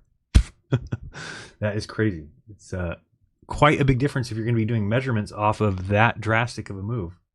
Because again, would we see, if we had a boat that was out here, we would see this boat way far because we're just looking kind of flat here. But then you would, if that boat is out there right here, but now you move this, that boat's going to be covered. So again, that's what Globers would proclaim to be victory. It's just like we talk about with that, when I saw San Clemente, anybody that was out there couldn't see that island. Nobody with their eyes, nobody with a camera. It was only because I had the infrared that I was able to see it. And I think there's a lot of instances like that. Go ahead. You want to bring that up? I'll show you. Get you on the screen. Okay, go ahead.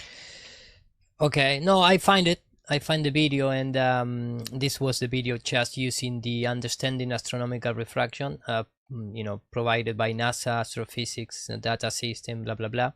So again, that was I hope before the page. But when you start trying to understand, in terms of visual, what is said here about refraction in a plane parallel slab, the observer at 0 on the surface of the flat earth. Refraction occurs at the top of the slab of atmosphere. The dashed line is the extension of the observer line of sight. The angle between it and the ray solid above the atmosphere is the astronomical refraction. So this thing here, it doesn't matter if it's astronomical refraction, it's just refraction based on the angle that you aim your camera, and it's always happened at that meet between the sky and the ground or the ocean or whatever. And so here are a few examples when you can see that refraction in the atmosphere based on that line, in that gradient between the what you can see that maybe is the the baseline of the horizon, and then a little bit up you're gonna have all this distortion. So that happens because, of course, the atmospheric conditions, the weather, if it's the air is heat and or it's cold or it's warm, things like that. But also happen, for example, if you go up like 3,000 meters and look into the sky, and then you can see in these star trails that it's coming a little bit nicer until it reached that angle and the lights start shaking all over the place and you lose the straightness of the line of the stars. You start making all this zigzaggy shape because that is where it happens. I think those mountains are see-through myself. Yeah. And then you have, for example, the sunset observation where the sun is compressed, and then of course you have the moon rising in the same phenomenon. And then you have on the boats or ships or in the ocean, and especially if the sky is completely like a balanced color when you don't have any reference because you don't have any clouds or things like that. Right. And that is why I really love this video that I have. And if the water's still back there, it even mirrors better. Yeah, exactly. Then, at least in terms of the control experiment, when you start playing with hitting the air surrounding so-called light, you're gonna have that it's bending downwards, the light, so it's not rising up. For example, in terms of what they say, that you have an object that is occluded by the geometrical horizon and then rise up to your view. Here is just a simple experiment. They are just shooting a laser, making bounds in some mirrors, and then they measure, and then you have the result in that screen. So when they start hitting the air surrounding that, when the laser light is passing, now the result is like in the sun of Canigou, for example, when the image is going down, not going up. So again, we are at least for me, I'm waiting the proof in the control environment where you can show clearly that you have keep hoping, complete obscure object that is rising up to you to see without any even deformation, because we have a lot of examples that you see that there is no deformation on the object. And then there is another video that I like to understand the at least this type. You can of look for it and I'll show here. everything. I'll show something because you're looking for it. Yeah. Oh, you found it? Okay. Go ahead. Yeah. And very quickly. So you have this time lapse of the boat that is going to disappear, of course, into the sky. That you can see how it's mirrored itself until it's reaching the angular resolution, and you start losing. Yeah, it's just going to kind of fizzle into the horizon, or fizzle into that. Yeah, muck area. Exactly. So maybe if someone tell you, no, this is a building. Well, it's a floating building. Right. Of course, it's not float, but it's enter in the front path to that angular resolution limit. So it never has any inclination or something that is disappearing bottom because the curvature of the Earth. Right. So when you transfer this into a control environment, you can have, I think I have it, and this is the part here. And here you can see that you can recreate this.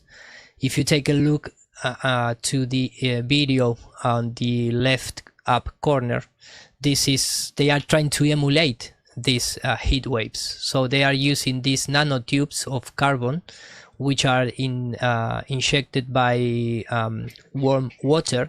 This is inside, of course, a box filled with water. And if you take a look, you can see how it disappear in that same path. It's in that same line that it's coming from bottom, or not, back to the front.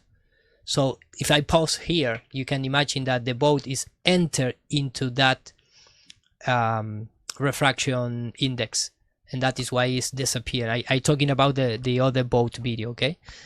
So here you can see a lot of examples that you can present into a lab and make control experimentation and match perfectly the prediction. So again, we are waiting to the experimentation of Globers that they can show. Remember that they showed this butane gas tank, which is a fraud. And I did a presentation a long time ago, I remember, yeah, talking about that. So again, they need to present something that it's without any doubt and without any dishonesty, that they can produce what they predict in terms of the upper refraction, super duper render image, you know. So gotcha. Let me are you keep going if you have more? No, Okay. please. I'm just gonna move this over there. This is Simon Dan's video from yesterday. I was gonna show just because he tried to say that what's his name was wrong, taboo conspiracy. And why is this not filling the whole screen? Hold on, let's get this up here. Come on, go. Why is that happening? Hold on, we gotta go with YouTube single. Okay, I don't know, that's not that'll work good enough. So he's talking here about an observation. I'll let you place this from Taboo's video, recent video here. Between the 2 points was about, hello everyone. Today I have another awesome flat earth observation to share with you today. I would like to first thank Dave from the Flat Earth Clock app and the YouTube channel DITRH for asking me to make this video. Did he ask you or did he tell you? Dave seems to be the flat earth messiah these days. And I am very thankful to the original individual who conducted this test and shared it with Dave. This test comes from Ogunquit, Maine. The observer was located here on the beach. The target for the observation was the Boone Island Light, located here in the Atlantic Ocean. The distance between the 2 points was about 10.7 miles. The camera, or observation height, was a mere 3 feet off of the water. Here are a few images of the lighthouse. Okay, so we've got some good bits of information so far. Fantastic. This is about as far as we get normally in terms of accuracy for these videos. But kudos to Taboo for actually supplying the values. I have to say, Flat Earth has really deepened my love for these old lighthouses. They're one of my favorite proofs of the Flat Earth. The focal height of the Boone Island Light is 137 feet off of the water. The lighthouse itself is 135 feet tall. Again, all great information. I wonder where this flat earth proof is going to come into play. According to the Globe Curving Water Model, nearly 50 feet, or 15 meters, should be hidden below the curvature of the Earth. Let's see if the actual footage matches the Globe. I reckon it will, you know.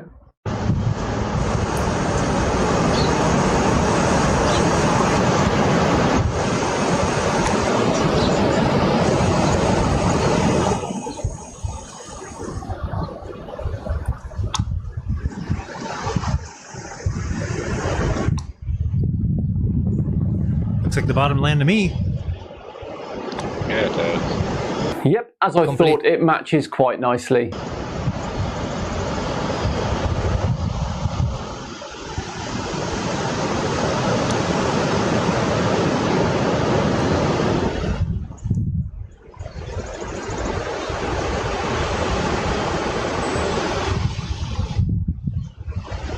It's quite cute that Taboo thinks this is a gotcha, isn't it? So, of course, he's going to come in and lie to everybody here in a second. The footage is clear and unmistakable. You can even see the edges of the island. No question about it, that footage should be impossible under the globe. Incorrect, and let me tell you why. If we go back to further in Taboo's video, we can see that when it was shot, the tide was quite clearly out. Now, at low tide, the sea level is around 2.3 meters lower than high tide in this location. And as they set the camera up on the sand... Okay, so you notice that he just said that high tide was 2.3 meters higher than low tide. Okay, so 2.3 meters is, let me get this so I get the exact number. 2.3 meters to feet is going to give us, what, about 10? 7.54. Okay. So when somebody says that there's a difference between a low tide and a high tide, the middle of those two is your sea level. He's going to add right now that entire distance. He's going to pretend like you can take that entire amount and add it to your viewer height. Sand, just where the high tide would have been, then we can conclude that the viewer height then is 2.3 meters plus the camera height of 1 meter, giving us a total viewer height of 3.3 meters. Now, can you imagine? What he just said is that now you're 10 feet. You're 10 feet as high as a house. You're 10 feet now. That's how off Taboo was. What are you talking about? That's not how tides work. Tides are, you take the high tide at 7 point, what do we say? So he said the difference between the high tide and low tide was 2.3 meters or 7.54 feet. So you have to cut that in half. 7.54 in half would be 3.75. Okay, so 3.75 feet gets added to the 3 feet observer height for a total of 6.75 feet. So if we put that in instead for the metabunk curve, 6.75 feet instead of what he was trying to tell us. And we still get a refracted hidden with refraction of 30 feet, which is a 3-story building, and we can see those 1-story buildings on the island. Now, at low tide, the sea level is around 2.3 meters lower than high tide. So you just said around? Oh, wow. By the way, you're adding to the horizontal baseline anyway. You're just assuming a horizontal all the way from you to there and then adding a vertical height above it? Yeah, that's what he's doing. I've never heard anybody do that. Never even seen it, but let alone to add the entire amount. He's basically saying that sea level is low tide. If he's making you say, oh, the tide's out, so we have to add that tide back in, and he's taking the whole entire spread from low tide to high tide and adding that to your viewer height, that's not right at all. In this location. The tides don't help you in form of curvature anyway, right? Like that's like a flat Earth understanding. Yeah, I wouldn't think it would. It's a deviation from horizontal. I mean, the only thing I do see where I would see there's an issue is that if this is usually underwater, where was that picture here? When you're able to see that one. So if this is usually underwater, then you would usually be higher up, right? But not 10 feet. He added 10 feet to Taboo's height. Well, what are you talking about? Because this is underwater wouldn't mean you're 10 foot higher. In fact, I think it's a stretch to give it 3.75 feet. But the point is, it doesn't help the globe anyway. Like, okay, the tide goes down, and now we're able to have an unimpeded line of sight. Right, that doesn't help the globe. Right, right here, we'd be lower, wouldn't we? Above the horizontal doesn't help you either. Like here, you'd be lower. So you're like down lower, it'd be harder to see. It's funny.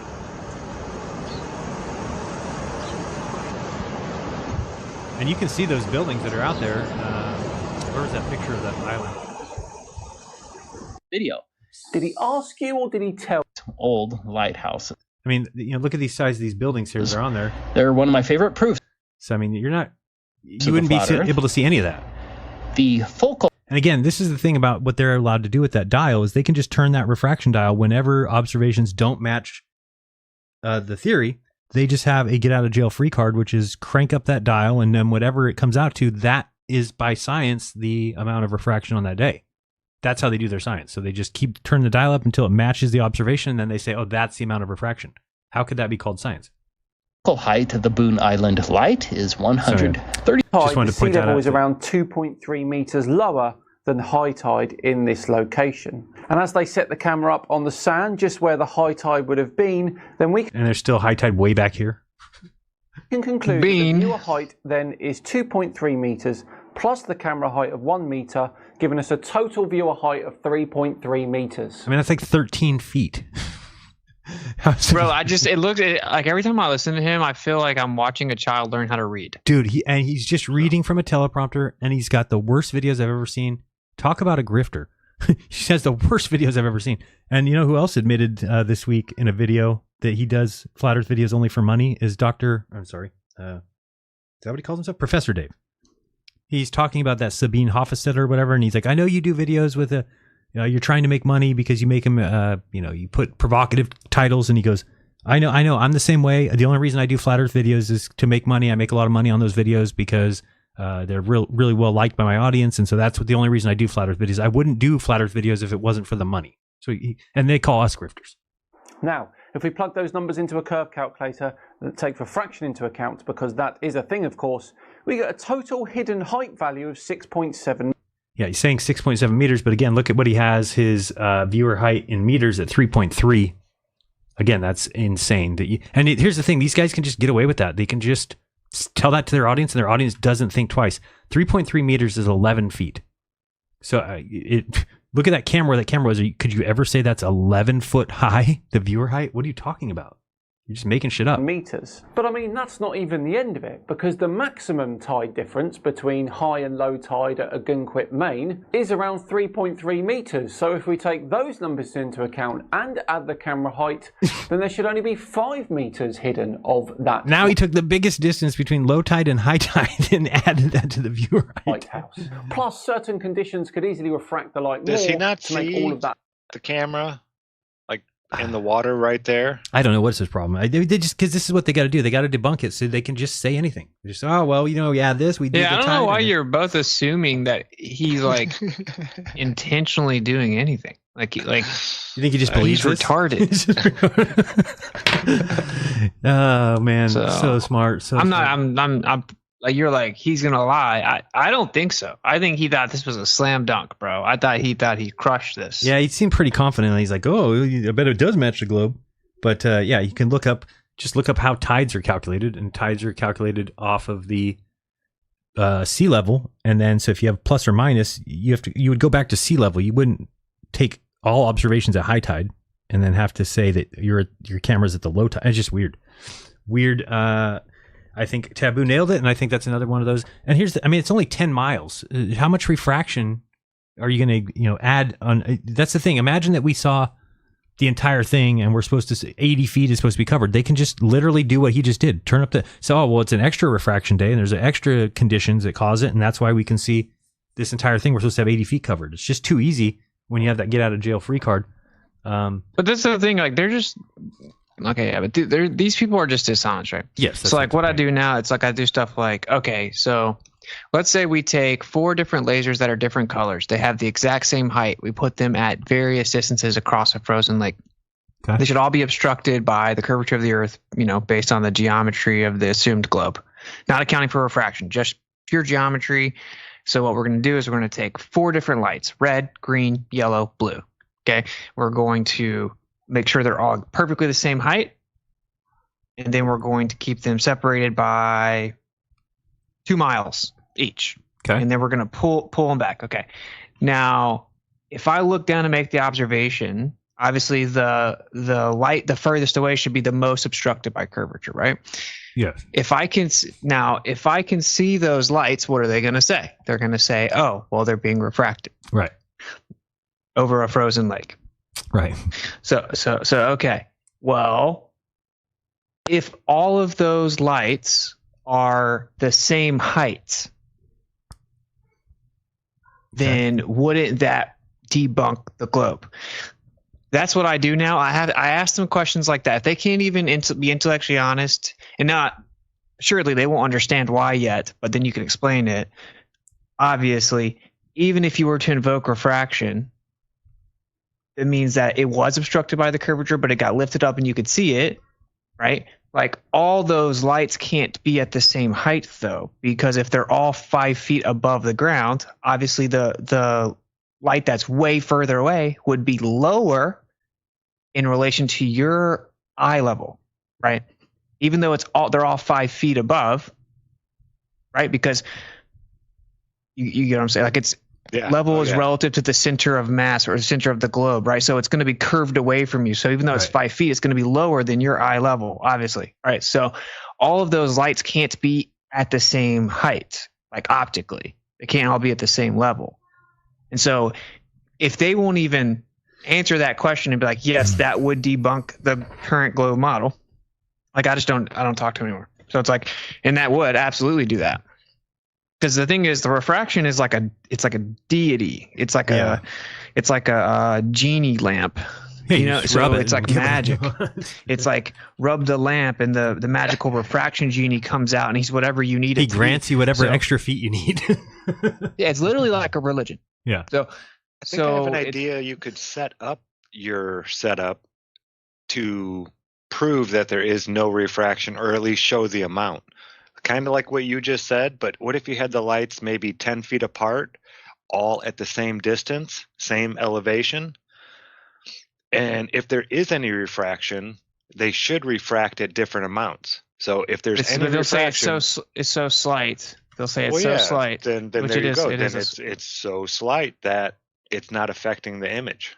No, but the difference between the wavelengths to give you the different refractions based on color. If you do it over a long distance, you know, because it's all based on angles. Those angles will get big eventually to where you'd see some. But I already see that's not like I hear what you're saying, but they're just going to be like, look, the beam divergence is so much greater than your ability to see that slight difference in refraction between the two, blah, blah, blah, blah, blah. But like what I just said is undeniably a refutation of the globe. Objectively, undeniably, no questions asked if all the lasers are at the same height. That is impossible on a globe, period, point blank. Even if you invoke refraction, what you would have to then do is invoke different rates of refraction. You would have to claim that the yellow laser is the furthest away, right? We're going to go yellow, blue, green, red. You would have to claim that the yellow laser in between the yellow and the blue one had a greater rate of refraction. Just coincidentally, right when it got to the blue one, the amount of refraction shifted to be less. Mm-hmm. And then when it got to the green one, it shifted to be less again, right? And the perfect amount so that they all got lifted. So the yellow one was getting lifted higher. The blue one's getting lifted higher. The green one's getting lifted a little higher than the red one being lifted the least, and just creates the illusion that they're all the same height. They obviously cannot invoke different rates of refraction down the same visual corridor, right? To just coincidentally make them all be the same height. So this is taking the refraction, saying, okay, let's test it. It's a affirming the consequent, a reification fallacy. You have no actual empirical evidence that is even the way that the refraction would work, and give you undistorted observations or whatever. Let's pretend it's real. If that's true, then the yellow laser would be lower than the lasers in front of it.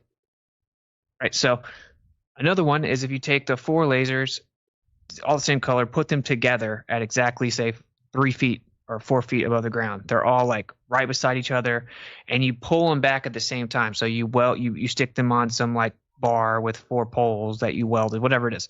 You pull them back. Right, so you have infrared, and then you have different color lasers all the way to the blue end of the spectrum. Infrared or near infrared refracts less, right? So that means that the near infrared should disappear. Like the order they disappear should be based on the refraction. So if the near infrared refracts least, then that means that it should disappear first. So if you start pulling them back and you see that any of the other lasers disappear first, that refutes the idea that you're only seeing the lasers because of refraction, lifting them up. And the only reason I'm breaking all that down is because if I can't have a conversation with someone, if I can't ask them those questions and break that down and be like, can we just agree, right? Just hypothetically, I haven't done this test yet. Let's just agree. Right, that if this happened, this would refute the claim that it's refraction lifting the lights past the curvature of the Earth. Almost none of these people that we interact with will say, yes, it would debunk the globe. Almost none of them. So it's like, Why? I mean, you're useless. You're like literally irrelevant and useless and a liar. Yeah, you're just lying. Rant over.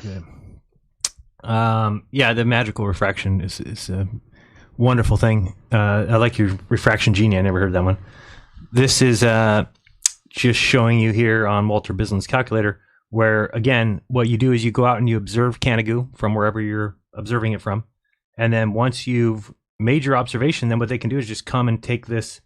Oops, where's my refraction? Where did I lose it? Object 1. By the way, there is an observation that exists where it shows different color lasers and they're all at the same height. So, you know, dun dun dun. So here's the refraction bar, and you'll see that, look what I can do. I mean, so how hard is it to have things match your observations when I'm allowed to move this bar and just say, oh, so if we see this much of the Canigou, then it's this much refraction. And, oh, you see more? Okay, well, then we see this much refraction. Oh, you see more? Well, I'll just keep moving this. And then, so every observation matches the globe math. Yeah, but wow! That is not a ray trace optical simulation. That is just geometric, right? Geometric. Cartoons for adults. Not even, geometric. If you want to talk a little bit technical, but what he's doing is just rising up a pre pictures that the program creates. It's not a simulation, not even a simulation. I mean, when I take, for example, Cinema 4D or 3D Max or Houdini, and I use the render engine, I am simulating. Of course, you're never gonna get the actual simulation of the real life, but you are simulating quote-unquote photons that is shooting and bouncing and created the index of refraction and blah blah blah. But in this case, this is not even a rough simulation of nothing. It's just something that he pre-made. You know, it's it's a slider that rise up pre-made lines. So yeah, it's crazy. It's just it makes. Yeah, I could do this with a table and a picture. You just pull on the little string that I'm holding on to, and the more you pull, the higher I raise the picture up. Right. Yeah, exactly. That is why what I said is we are okay. That is your prediction. Now trying to show me that in a lab in a small scale, like I showed before, and then we compare with nature. That is the 3 steps. If you want to minimize in steps, you know. No step says move the dial until it looks like what you see, and then proclaim it to be science. That's weird. Yeah. All right. Yeah. I mean, yeah. If there's anything else like that, and then imagine them calling that science. You know, it just would never pass, except for in this particular case where they're just able to basically take a dial until you see what you observe, and then you can proclaim that to be the true refraction of the day. I mean, how can that be correct? It just seems to be ludicrous to me. Austin, do you have anything else you wanted to share? I think I've got one thing or 2 things here. Let me find those. I don't know if you had anything you had for today. Not particularly. No. Have you seen the observation that the Taylor girl made of Lake Pontchartrain? No. Let me grab it. Yeah. Because you brought up Lake Pontchartrain. Like, she went out there. She drove out there with the drone, put it to bed. Let me grab it. Did she do like an up and down elevator kind of shots? Yeah. Yeah, that's great. That's I've seen somebody do that before, and it was hugely telling. By the way, thank you, Dakota Dunn, for the Ko-fi. Again, it's kofi.com/ it's ko-fi.com. It's on the screen. /GLOBEBUSTERS. And, go ahead. Sorry. No, go ahead. Dakota Dunn said, I hope everyone is safe today. Watch your 6. Use situational awareness at all times. Much love to you guys and to all those who are listening. Thank you. And then we had Brandon question the answers, who gave $10, who said GLOBEBUSTERS makes Sunday. Much love. So thank you guys. Nice. Over on Rockfin, Plum Level Square Bear. Oh, always helpful. Put down 5, says, I got 5 on it. He does. He has 5 on it every time. Loonies. Thank you guys. Good times. Yo, she also has like an astronomer friend with at an observatory. She's able to go film the observations of stars. Okay. And this is an observatory telescope. Okay. She's talking to the person that works there. Are you going to share screen, or what are you doing? Yes. I'll send you. I'll drop the link in this chat. Okay. So you'll find it. But I'm going to send you both of these. Okay. And whatever. She shows that in like when it's focused properly, the stars look like they do in those other videos. according to the person that works at the observatory, she goes through, zooming in and out. You actually have to zoom out and get a little out of focus for it to be this little dot. And when it's the most in focus at the observatory, you see it dancing around with these fractal patterns. Wow. You know, all the whole, like, oh, it's just that it's out of focus. Right. No, what actually happens is they take the telescope, they actually pull it out a little bit so that it is out of focus, so that it gives you a little dot. Right. And even that dot isn't static either. But when you actually zoom in and focus it, even at observatories, you see these little fractal patterns moving around. I wish I could have seen that. I went to an observatory and they wouldn't even let us look at anything but the moon. I was pissed. Dude, everything about what they claim to the stars are and the way that they are observed is a total lie, right? Like, if you look into it, the resolvability of the telescopes, they could never measure something like parallax because, like, they already know there's like a buffer. And they're looking through the atmosphere too. Right. How would you not judge the atmosphere moving anything? Yeah, like they can't even focus it. But so I think that's a huge deal. Did you already send it? It's a huge deal. Or no? No, I'm going to find it. I got to find her on Twitter. Was looking. Yes, indeed. I'm trying to think of. I had a couple other things. Where's this thing here? So yeah, I did my show last night. Check that out if you want. Was it last night? Yeah, last night. And there was some good stuff in there. Some hilarious. If you just want to watch some hilarious NASA footage, I found this one playlist like of 700 of these spacewalks that I'd never seen. They're not spacewalks, they're various space missions or whatever. But I found a couple of them. One where they threw a net on a satellite. Hilarious image. But I wanted to show this one of this dancing craft. If I can figure out where I put it, I think it's over here. I'll show that one. See what you guys think of that. See what Iru thinks. Iru likes the space fakery. Iru, have you ever seen this one here? This is the first one. It's a remove debris. I have not seen anything right now on Skype. Maybe you can. Un momento. Signor. 2, okay, wait. 1, Wait, 0. Don't worry. And the liftoff of the Falcon 9 rocket and the Dragon space. Stop. Drop three X-links, by the way, whenever you want to. Thank you. So this one here we got this thing here. It's going to go out there. I don't know if you've ever seen this. I'd never seen it before until the other day. This is this satellite's floating up. Look at, they flew a net at it. That's the Earth on ejaculation? Yeah. You got to go see a doctor if that's what's coming at you. See a doctor quickly.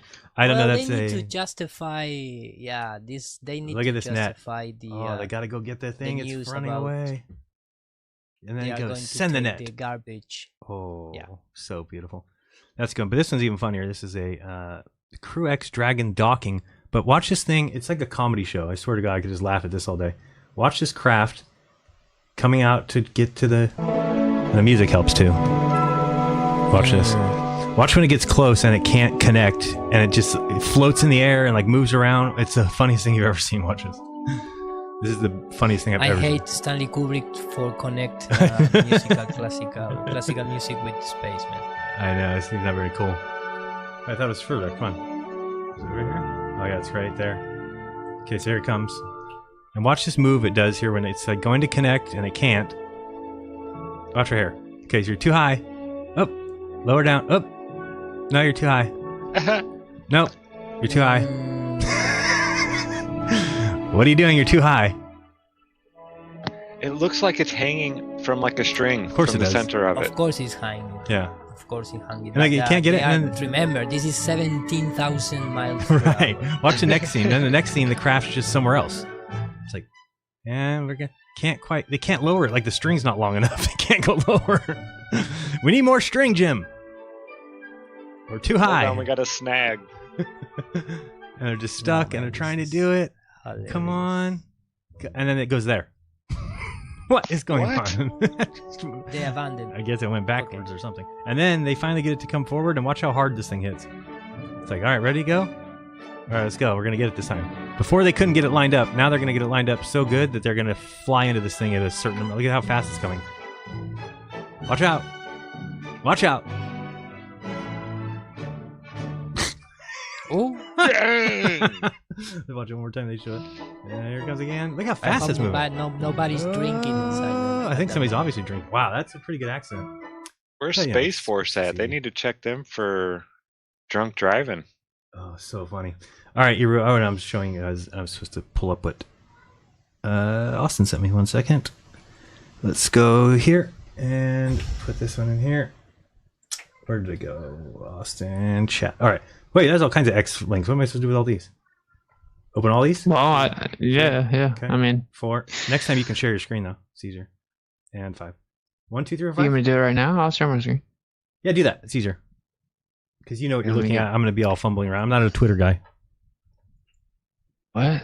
I'm not. I know. I need to ask you for help because I don't even know. The other day I needed to talk to some company. If you put @ and then the person's name at the beginning, does that mean nobody else sees it or everybody still sees the tweet?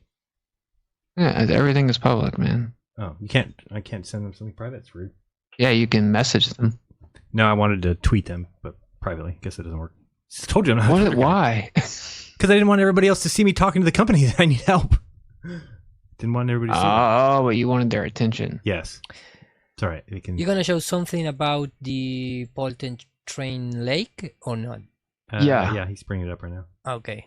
He's gonna share his screen. No, because I have a question for you guys that shoot. I'm gonna try to find one video that supposedly is the original when Red Rhetoric was like inside of a building looking through a window. I don't know if you saw it. No, I'm not making Looking at what? watching. Okay. Okay. Looking at what? I'm going to find it quickly. I can't stand that thing. Am I sharing? Yeah, I think so. This picture of Taylor? That one? Yeah. Mhm. Okay, you're on. I guess we still see the sidebar there, but I guess it's fine. Okay, Wait, so what? this is from an observatory? Yeah. Wow. There's a bunch of them. So. Okay, I'm Nice, curious what happens if I do this. Like Yeah, it's good. refraction. We can still see it. All right, so that one's not that good. beautiful. Watch this one. Wow. And so they actually consider, if you ask the person up there at the observatory, would they say that it's in focus at this point? Yeah. Some of these have audio. And Wow. that's specifically the conversation. Let me find some more here. This is why I sent them to you. I'm going this girl's whole profile. That's all good.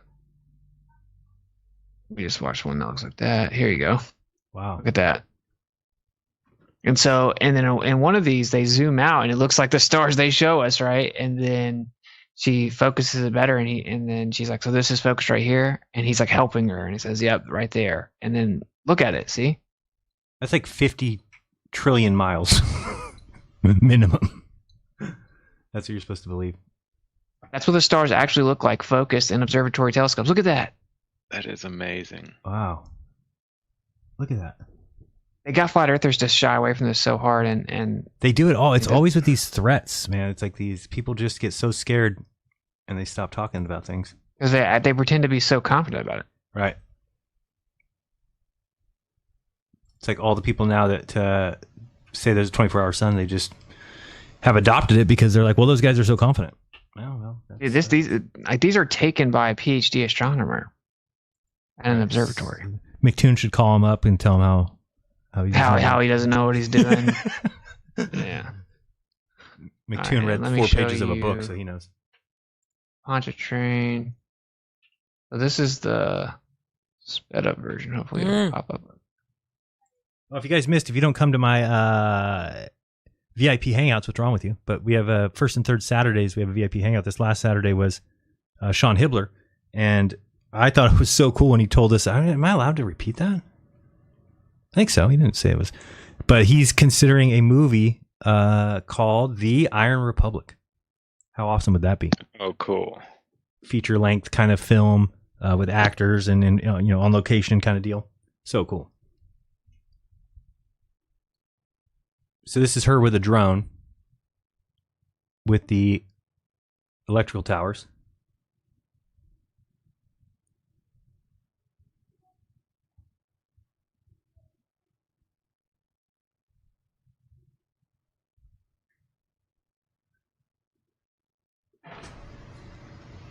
Is this where the Pontchartrain Bridge is? Or it's over there on the side? Oh, it's on the right. I think it's off to the side. Okay. Where's all the bendy? Mm-hmm. I didn't see any bendy. I didn't see it. Supposed to be there. I didn't see any either. I've been loving the drone that. Thank you, by the way, David.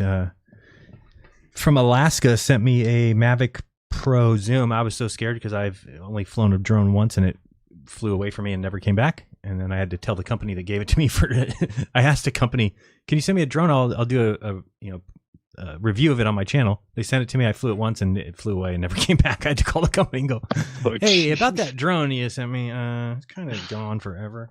So they, needless to say, didn't offer me any other products. But this guy sent me that, and I told him, I said, dude, if I fly this drone, I'm just afraid I'm going to crash it. And he's like, no, it's easy. You'll figure it out. But I've been flying it down to like 4 miles away from here. Well, it's like 3 miles away is the hospital. And I've been flying it over there and like flying around the hospital. It makes you feel like you're like, I don't know, makes you feel like you're God kind of. Like, you can just fly over there, check what's going on at the hospital. Wow, dude, you can go 4 miles now. You can go with 5. These drones? You can go 5 miles. And Dang. It's incredible. We'll be sitting in the backyard, like on our furniture out there in the backyard. I'll lift the drone up. It'll go up. I'm flying it. We're all looking at the screen. It goes away. When it comes in, and you just tell it, return to home, and it comes and lands right next to us in the backyard like nothing. It's like, I'm so impressed. That's awesome. Pretty amazed at what they can do with those things. Oh, wow. Look at that one. How straight is that? Yeah, I'm sure that what Soundly had was a telephoto lens. And I got caught with that, or not caught with that, but I fell for that once when I was looking at the San Bernardino situation. And there was a picture that I couldn't grasp where the picture was taken from because everything looked so like almost like wonky, like the street looked wonky. It's because the telephoto lens does that. And if you look at Soundly's footage, it's exactly what he used.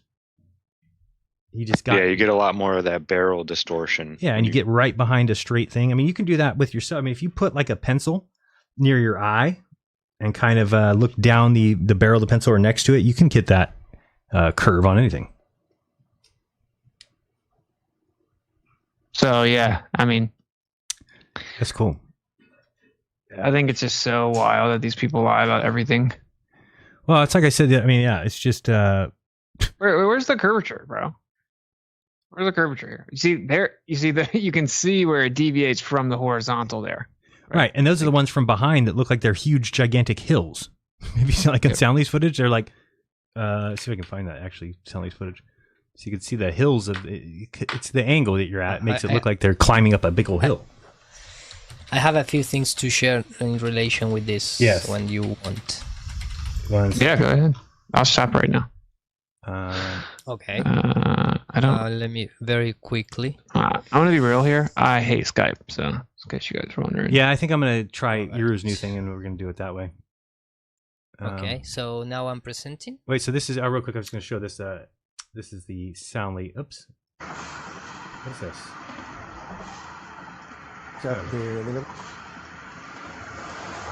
What is this site? Why is this all weird? I mean, is that a big difference between what we just saw? And like, you know what happens when this... No, that is exactly the same thing that I presented earlier. Yeah, and you get this. I mean, this is definitely caused by it's like a mirage. This is all just what happens in distances. But go ahead, show it. You're on there. Okay, so I have two things. I'm going to show first the last thing. So I have a friend who modeled the scenario of the Pontchartrain lake in Cinema 4D.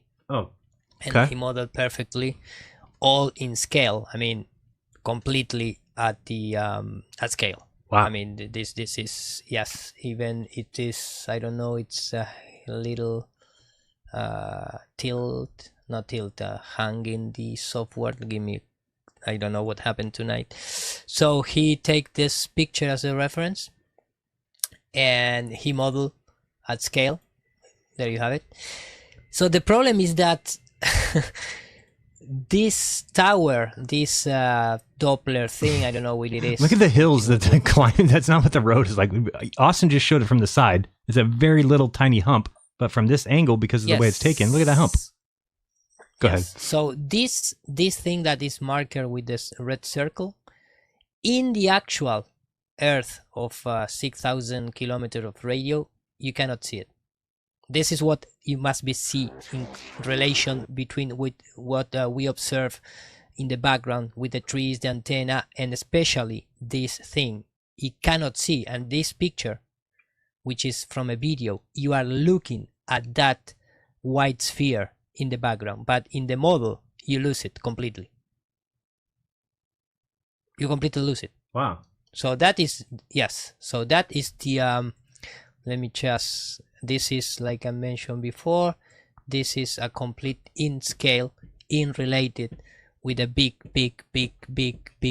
ball of that supposedly our planet is. Okay, so all right, that is the first thing. The second thing is that let me just minimize that and bring this, which is a guy who trying to present this to debunk the flat earth. And this is just a question that I have for you guys. I mean, the guy shows that supposedly soundly this is the telescope that he used. This is from inside his not his apartment, but this is a building in front of where he is taking that picture. He's not at ground level. So he's supposedly, let me take out the audio, he's supposedly in a 15th floor of a building looking at around 40 kilometers. So there are supposedly the guy with the blue hat, it's not hat, I don't know how you say it, it's a flat earther, and the other guy not. So he's looking there, or in reverse, I don't know who is the flat earther. So he went there and he showed this, and this is the picture that we saw earlier. Okay. So the thing for me is this. Of course, I am looking of the telescope. We are looking a lot of refraction. There you can see this supposedly curvature, which is not the case. It's just refraction. Here you can see the white ball, which supposedly, by their own prediction, you cannot see that. But the more funny thing is that for me, it's over already there in this precisely instant of time, because when he looks from the window and he's looking the screen of the camera, that is what the telescope is looking, and when he point out of the window, it's completely straight and you can see the shoreline of the other coast. You know what I mean? Yeah. So it's finished already there. Of course, it's just an optical phenomena of the telescope. You can see there that it's completely flat and straight until the next coast shore. Right there, you mean? There's no curvature. There is no curvature at all. No, and then yet when he gets down low, then they show that drastic curvature. Exactly. Yeah. This must be going super down there. So I don't know why we are addressing this. Neither do I. It's just garbage. So that was the what I want to present, which is, again, this is just based on this is it's so huge, the file, that it's on hanging the software. But I remember this is the key. If you do it on scale, geometrically, this is not optical rendering. This is just geometrically. You cannot see not just this white ball, but also some of the antennas and especially this part where it's producing the astronomical refraction, if you want to see in that way. So this is my contribution to the thank you, Pontchartrain Lake. Yeah, we've got this here. I just found that, what they do is they think this is curvature over some edge, but you can actually just draw a straight line with these pylons and see where the straight line is. And then you just see, anybody can see this. You can set up a bunch of Legos in your house, and if you set them up going down the distance, then you take a film from the side, you're going to get that curve. Yep. So, yes, indeed. All right, we are. I think I'm going to see if I have anything else. Erie, you have anything else? Zach, do you have anything for today? I don't think I have anything here. I just want to remind everybody out there that I am giving my full PowerPoint presentation if you become a $5 member in my Patreon. If you want to help me, if somebody wants to help me, I'm uploading 2 PowerPoint presentations per month. All of my presentations, English and Spanish and some other things. So Just for $5 a month, I'm going to jump on there. Well, I'm already $5 a month, I think. Yeah, you give me a lot of things. Give you more? I can give you for free. Great. This is just a way to help me because things start getting a little worse in the Oh, don't tell me about it. Economics. So I made $300 on that. YouTube last month. It's my worst ever. It's like, all right, might be my way out. I was just checking if I had anything else I wanted to show here. We got that. Have you guys ever heard of the magic of the number 6174? No. Teach me. I like numbers. No. Okay, this guy, he was Indian mathematician, Dr. Kaprikar. Okay. And he discovered this back in 1949. Now, this has really very little to do with actual mathematics. It's more like fun with numbers. Okay. But he found that if any 4 digits, as long as it's not reoccurring digits like 1111, okay, but you take any 4 digits, you go from the highest. So 6174, you would start off with 7641, okay, and you subtract the opposite, 1467. So you take the lowest number so you like can if I make wrote and down subtract it from the highest number you can make. So I put like 3594. Can I use that one? Yeah. Okay. So do it. So then again. you would take the 9543 okay, minus 3459. You mean 35494? The original? Oh no, you're doing. Okay, I see what you're saying. Sorry. So you take 9543, then you're minusing the reverse of that. Yes. 3459. And within 7 cycles, you will always come to the number 6174, and that is where it ends. Because 6174, when you do 7641 minus 1467, comes out to 6174. And nobody's ever been able to find another number that doesn't come out to 6174. I didn't get that, so I must have done something wrong here. So you said if we take, well, no, it won't happen the very first time. Okay, so I ended up with 60. 7 Oh, got you. So if I ended with 6084, then do the same thing again. So it'd be 8640 minus 0468, and just keep going like that. Yep. And it will never take any more than 7 cycles of that, and you will always come to 6174. Wow. I just thought that was so interesting. It just kind of blew my mind. Like, it's not mathematically, it's not a measurement of any kind, but it's just playing with numbers. But it's just interesting. Like, I remember when I took that IQ test that I took, they would ask which one of these numbers is different, and it would be like big 4-digit numbers, right? And it wasn't like odd or even or anything like that. And I, dividing them by this, I was trying to divide them in my head and stuff like that. But what if one of them was 6174, and that was there's so many of these little weird things like this out there that we never hear about. I was never taught this in school. Never even heard about this. No, there's some crazy stuff with 9s and 6s. And, oh yeah, 9 is a crazy number. Yeah, 9's crazy. Everything adds to 9, like all the 9 times tables, right? 9 times 1. Then there's 9 times 2 is 18, which would be 1 plus 8 is 9. 9 times 3 is 27. 2 plus 7 is 9. 9 plus 4 is, you keep going and it goes all the way till you get to 81, which is 8 plus 1 is 9. I'm still going. I don't know how many times I've gone. I think I've only gone 4 times, but you better be right. So far, I don't know if you're right. So I did 7. Yeah, can you share my screen real quick? Yep.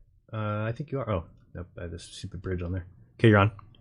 So look, it says Polymarket selling dollars for 84 cents. You got 84% chance that Iowa is won by Donald Trump, who's like carried it twice and is supposedly just absolutely blown out, and they pulled out of like weeks and weeks ago. You come down here, you got freaking Kalshi, whatever, 77%. So that's like. Have you ever bet on there before? No, I think this one's in the U.S. and this one's not allowed in the U.S. unless you have a VPN. Yeah, I don't know what the rules are.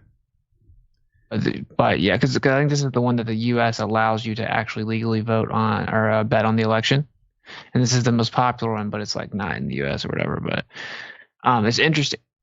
From my understanding, it's like a guaranteed that Trump won. I don't really know. This is maybe all fake, right? Let's be real. But it's funny because I looked it up, and now just today they have all these bombshell, unexpected poll. Kamala Harris leads Donald Trump in Iowa, and it was like a foregone conclusion that Trump won it. But anyway, I'll just bring that up because think about that idea. It's like, why would that be the case if it's like it's like basically known for sure that Trump won Iowa? Like, what is this money right here? Yeah, where'd that come from? Mm-hmm. I think that there might be a fix in place, obviously, because it does seem that way. It's going to be that way. Did you see that they reported some numbers already on some football game or something this weekend? Yeah, on a race they put them out. They said they were just testing the system, and it has like, they showed Kamala Trump's Michigan results. She had 53. She had 53. Had 47. Or like that. It was for Michigan. Yeah, like 33 million to like 27, or 3 million. Just testing 3 it. million to 2.7 million. That's the only way you can test it is to put it on live TV, I guess. With real numbers, yeah. That's the only way to test it. Sure. Why wouldn't you put like really low numbers or make it even? Yeah. Why wouldn't you do like 50-50 if you're testing it? Test it. Like, that's stupid. All right. Stupida. I'm just, because to me, dude, I think this is the last GLOBEBUSTERS before potentially one of the most interesting psyops in a long time, right? I mean, clearly people are really going to get mad if it looks like they still it, right? Like, obviously, lots of people are going to get very mad. Yeah, half the country's going to want to burn down the country. Pretty much. I can see them. There's a few, like, say that it's too big to rig, quote unquote, right? I mean, obviously, strong argument, it's all rigged, it's all fake, but it's like, make it where Trump does win, but then you still have. So then it's like, okay, what if Biden dies? Biden officially steps down. Then Kamala's president for whatever, right? She's acting like president right now anyway, right?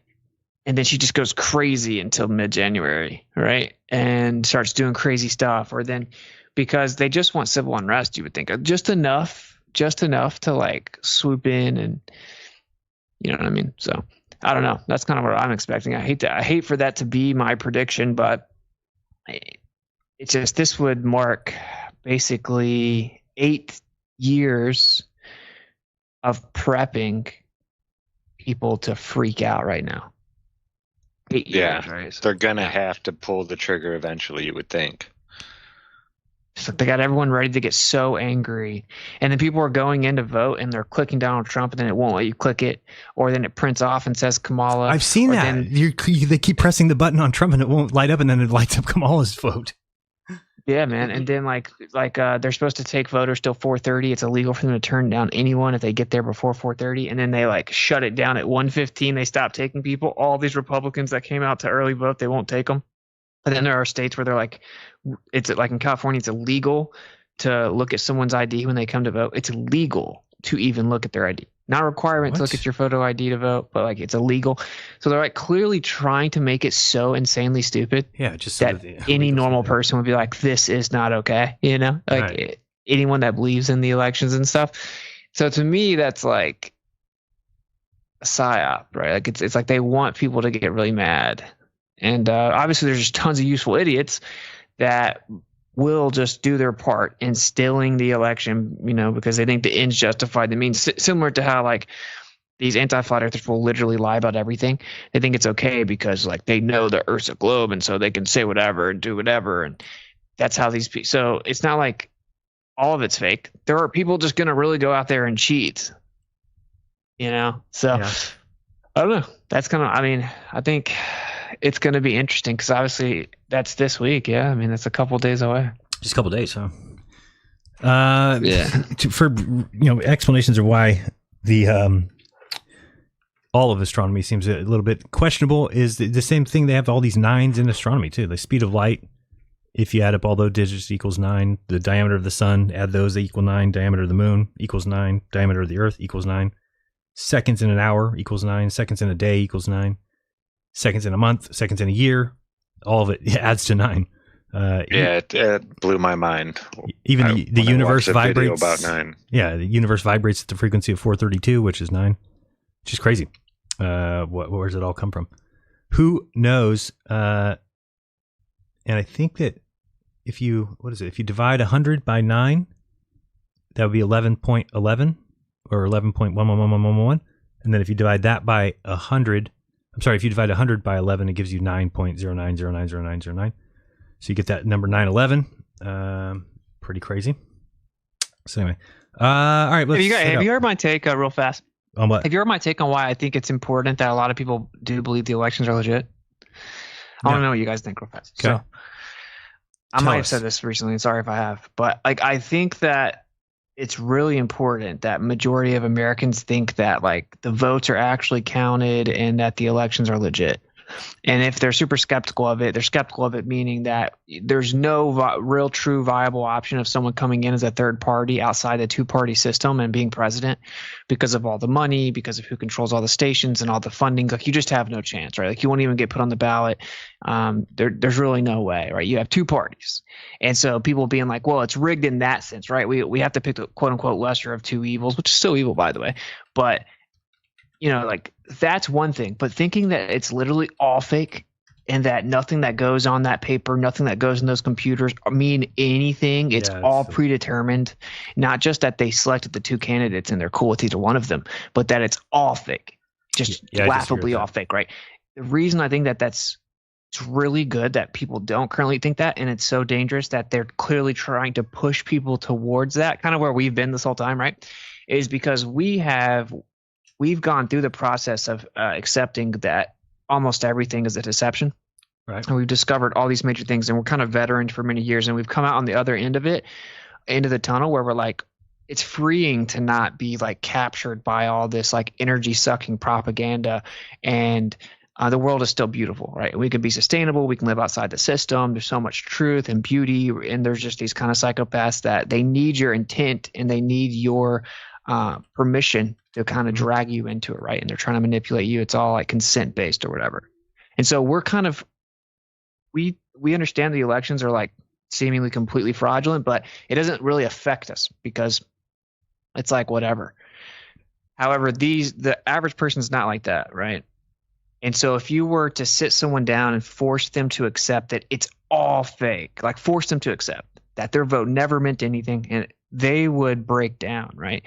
And if you flip that switch for like 60, 70%, 80% of the United States that did previously think it's real, they're going to go insane. Like they're going to do something very irrational or whatever.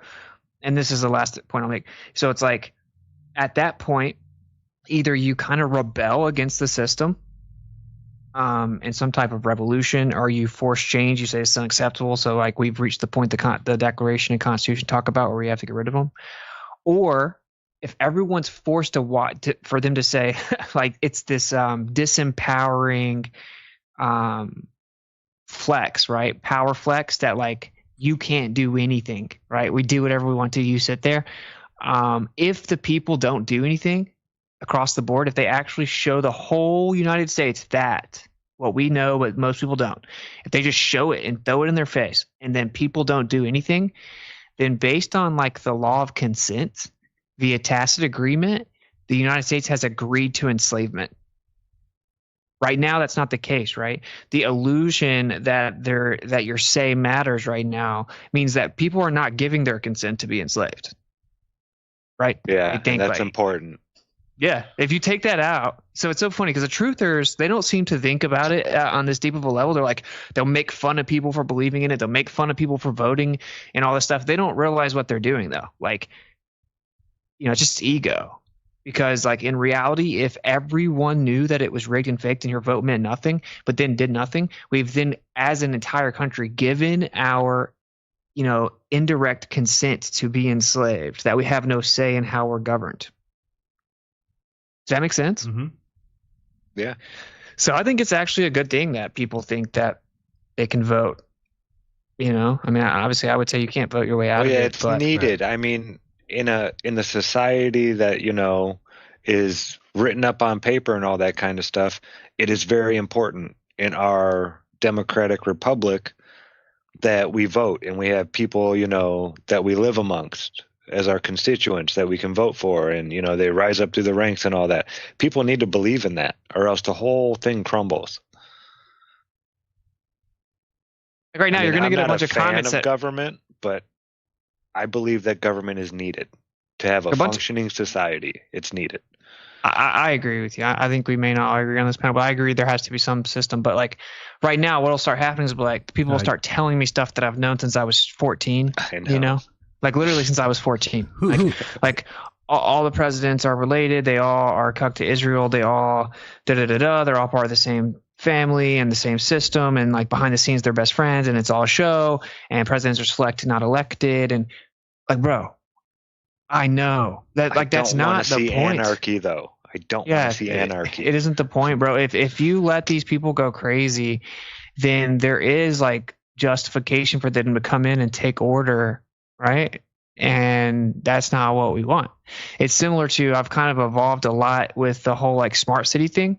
It's like, instead of like rebelling the system, it's like, no, dude, if someone wants to go live in one of those cities that's going to be a smart city, it's like, okay, fine. Let them know. Like, thank you for monitoring them for me, because if those kind of people that take no personal responsibility, don't want to put anything in, and have no moral compass, want to run around, like, now I'm going to have to take care of it. Now I'm going to have to keep an eye on them and police them and protect my family. Like, if you guys want to all bundle up in one place and stay there and be surveilled, it's like, okay. It's like the smart cities actually aren't necessarily bad. And the fact that people think elections are real is not necessarily bad. I don't think people think about it pragmatically. They think about it idealistically. But all right, I just wanted to throw that out there for people to think about. And I'll say one more thing. It's like having some type of hope, or caring about where you live and caring about your future generations and stuff like that is noble. Yeah. Like, we should care about that. And in fact, it's noble to say, if I get a direct say in the decisions made by my country, then in order to get that right, I'll defend my country when it's under attack. In principle, that's noble, the idea of being drafted. Now, obviously, in the current situation, it's not noble, right? You're going to send you overseas for, the Zionist-occupied government sends you overseas to die in a war that they created and orchestrated so they could subvert entire people and kill innocent women and children and stuff like that.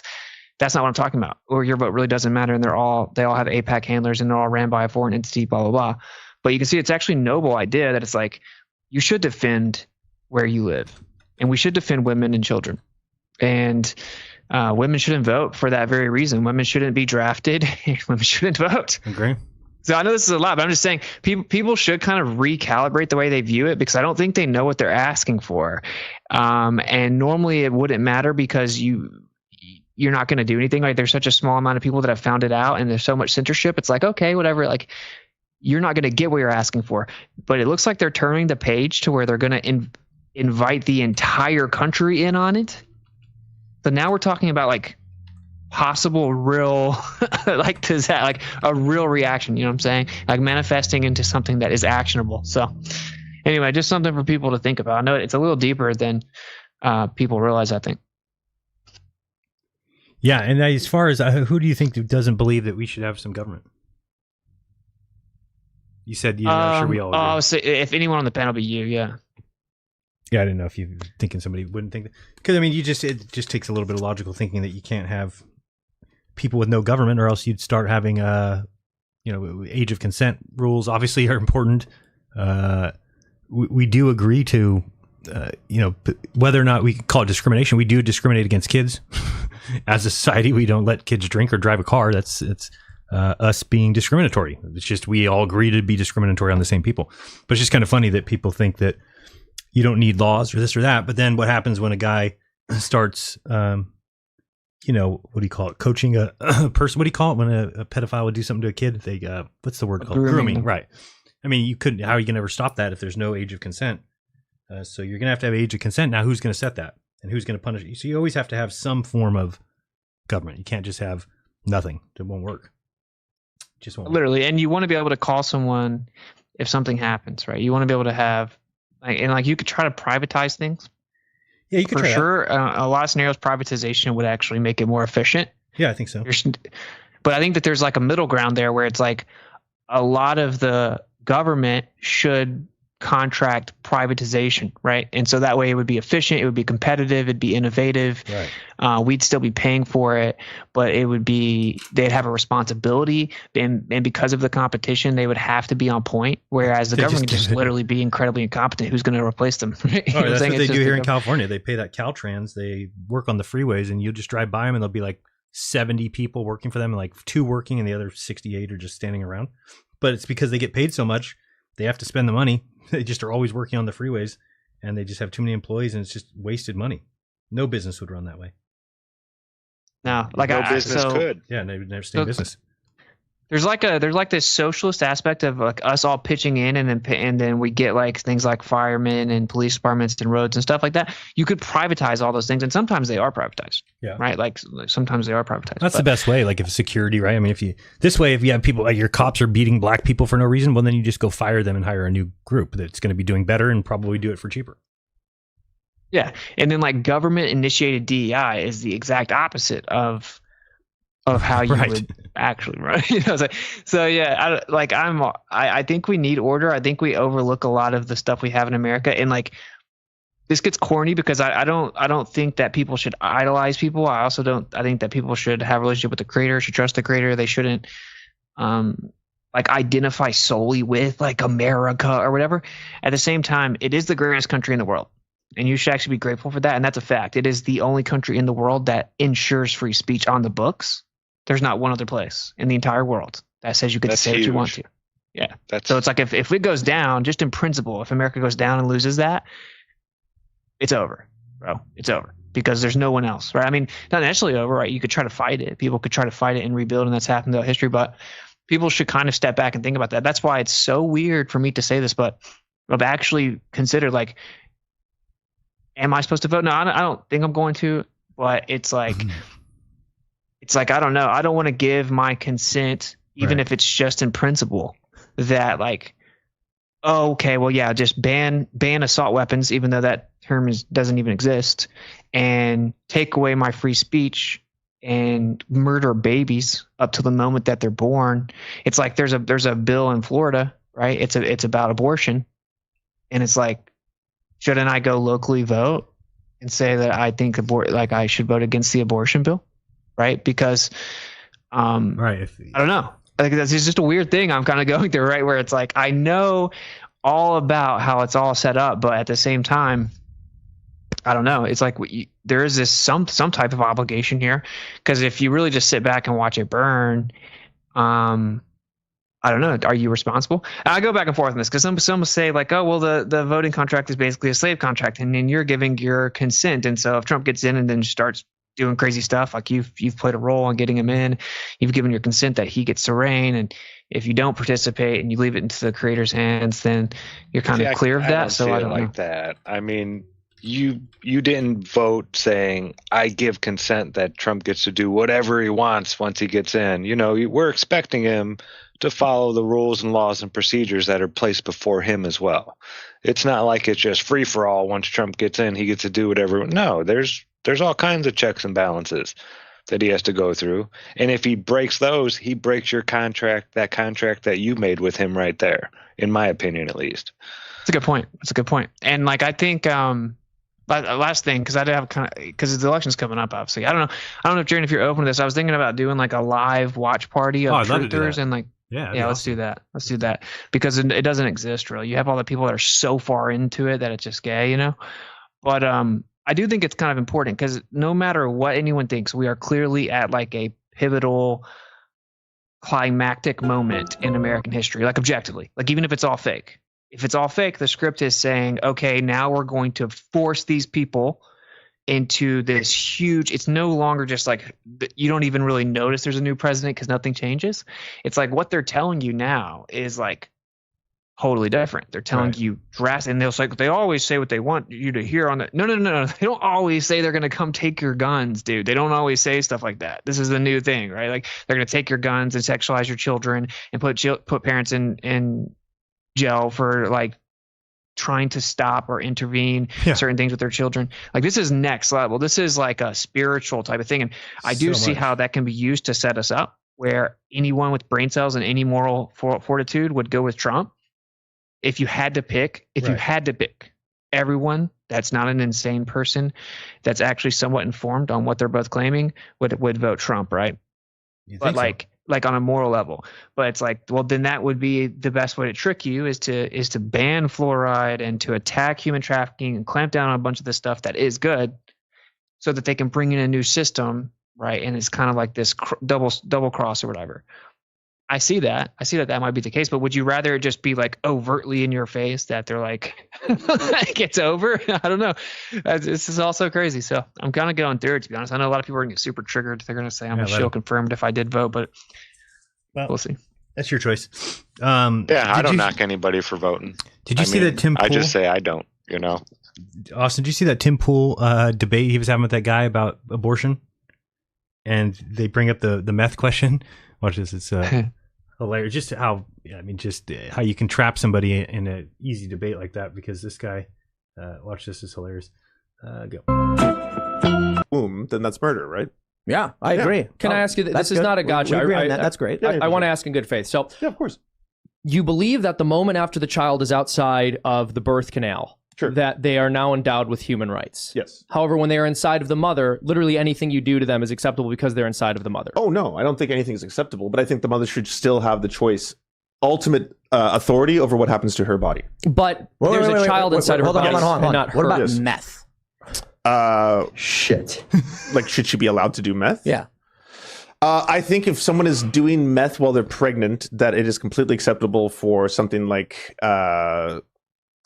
I don't know what the name of the services in the United States. Child services? I guess ECFS would be... Oh, it's her body, though. Yeah, it's her body. If she wants to do meth, what's the big deal?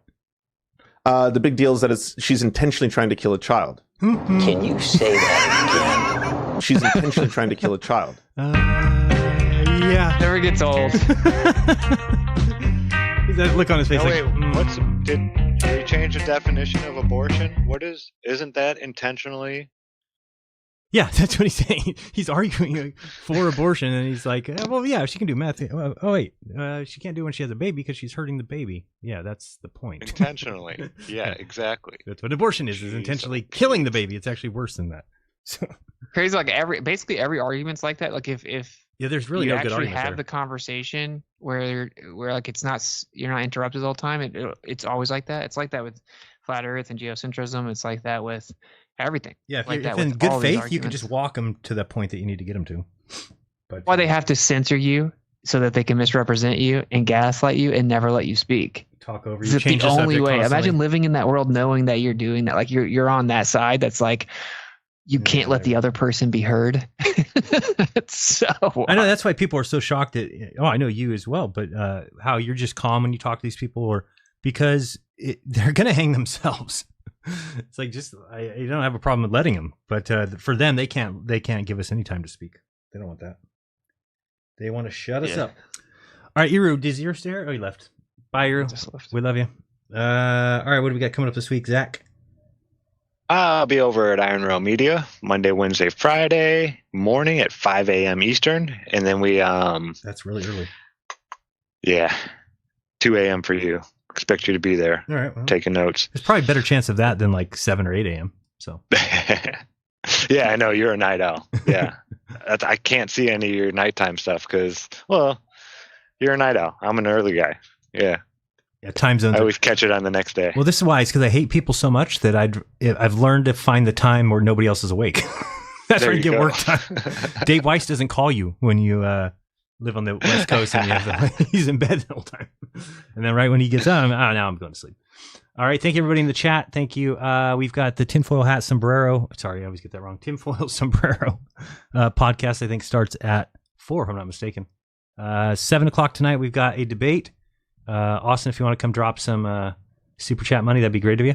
No, I'm just kidding. We've got Caleb from TikTok going against Berserk Gamer G from X in a Is Earth Concave or Is It Flat debate tonight at 7 o'clock. Tune into my channel for that. What else do I've got this week? Nothing that I can think of off the top of my head. Oh, yeah. Well, it's Thursday will be the first Thursday of the month, so that'll be Speaker's Corner. So come by 3 p.m. on Thursday for that. Wednesday, we've got Reefer Roulette. I don't know what else we've got going this week. So, Jeranism show on Friday. You can check out my show from yesterday. And Austin, what do you got coming up? Yeah, I was gonna say I think my super chat fund is a little low right now. I have a little bit on PayPal, but yeah, I'm in a little bit of a tricky, sticky sitch. But people can go to my Ko-fi if you want to read a little bit about it. If you want to help a brother out, I don't want to talk about it too much, to be honest. And then tomorrow we got the second episode of Middle Ground. So that's cool. It's a geocentrism series. And then Tuesday, I'm thinking about trying to get a bunch of truthers to have like kind of a long duration stream. People can leave, turn the camera off, whatever, right? But we just kind of chat it like up, a panel show for a while cool. during the election. Because it's really nowhere else to go, like truther based, and watch it, right? It's always just like gay. Yeah.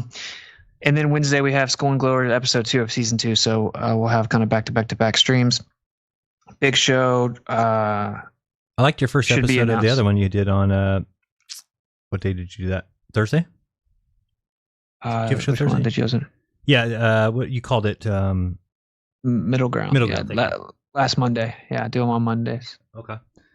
Very good. I like that you're going to keep them shorter. I think I need to work on that, because I don't know if you remember, we were doing a summit one time and this guy came to Austin and I and said, I get like 3 hours a week to watch stuff. And he's like, and both you shows are over 3 hours. So who the hell am I supposed to watch it? How am I supposed to? We're like, oh, I never really thought about that, but probably there's quite a few people that have that issue. And if we are all doing 3 and 4 hour streams, it makes it difficult for them to find what to watch. So maybe somebody could make that where it's like a This Week in Review, where they find the best stuff from all of our shows and do a news show. That'd be good. I'd promote that. Yeah, I'm trying to keep them all like an hour, and then I'm going to try to use programs, see if it works, to kind of summarize them with little clips and throw them out there, but we'll see how it works. And then previewing a new song that Kai and I made. Oh, nice. But it's just going to be for my monthly subscribers, because the song's not going to be public for a little bit. It's for something else, but it's okay. I mean, per usual, Kai does really good. I come in and kind of ruin it, and it's all good. And that's about it. I meant to talk to Iru. I think that PhD Blitz, another person, wants to debate me 2v2 with Iru on modern day debate. Yeah, I want to look forward to that. That would be cool. And yeah, cool. And like I said, we have a really big show coming up, in person debate, really, really big show. Should be announced here soon. Trying to get the other side. What happened to your fight? Did the guy bail? No, I was looking up a bunch of venues in Pennsylvania, and they were like, almost all of them are booked with any seating pretty far out, and they're all really expensive. So then I had to reach out to him and be like, look, here's the deal. If I'm going to have to pay for all of this, then obviously we have to have some type of agreement where if you back out, like, you're paying me back. Oh, right. Yeah, of course. And I kind of pushed back on that. And then, so I don't know, we have to work out all that stuff. But I still want to box him. So maybe it'll, maybe it'll happen. I don't know, maybe beginning of next year if the Antarctica trip's going on. I don't really know. But yeah, anyway. I think that's about it. So yeah, you can go to kofi.com/witsit, and then also I'm trying to finish up witsit.tv to kind of stay updated, because Kofi's still being attacked, and it's just like a million things. Never ends. You know how it goes. Never ends. All right, thank you everybody in the chat. We appreciate it, and I think that's it. Any final words, guys? Anything? Oh wait, what does this one say? Could you share what debunks it? Who are we talking about? Is that for us? Sorry, I don't know if that's for us. No. Okay. All right. So we'll see you guys soon. Like we said, we'll be around this week, and help Witsit out if you can, since he had a little unfortunate situation. Check out Kofi for that one. And that's good. All right. We'll see you guys next time. This has been GLOBEBUSTERS, and we remind you to be kind to each other. Don't lie to each other. Open up your mind. There's truth inside. Till next time. This has been GLOBEBUSTERS. Bye. Peace.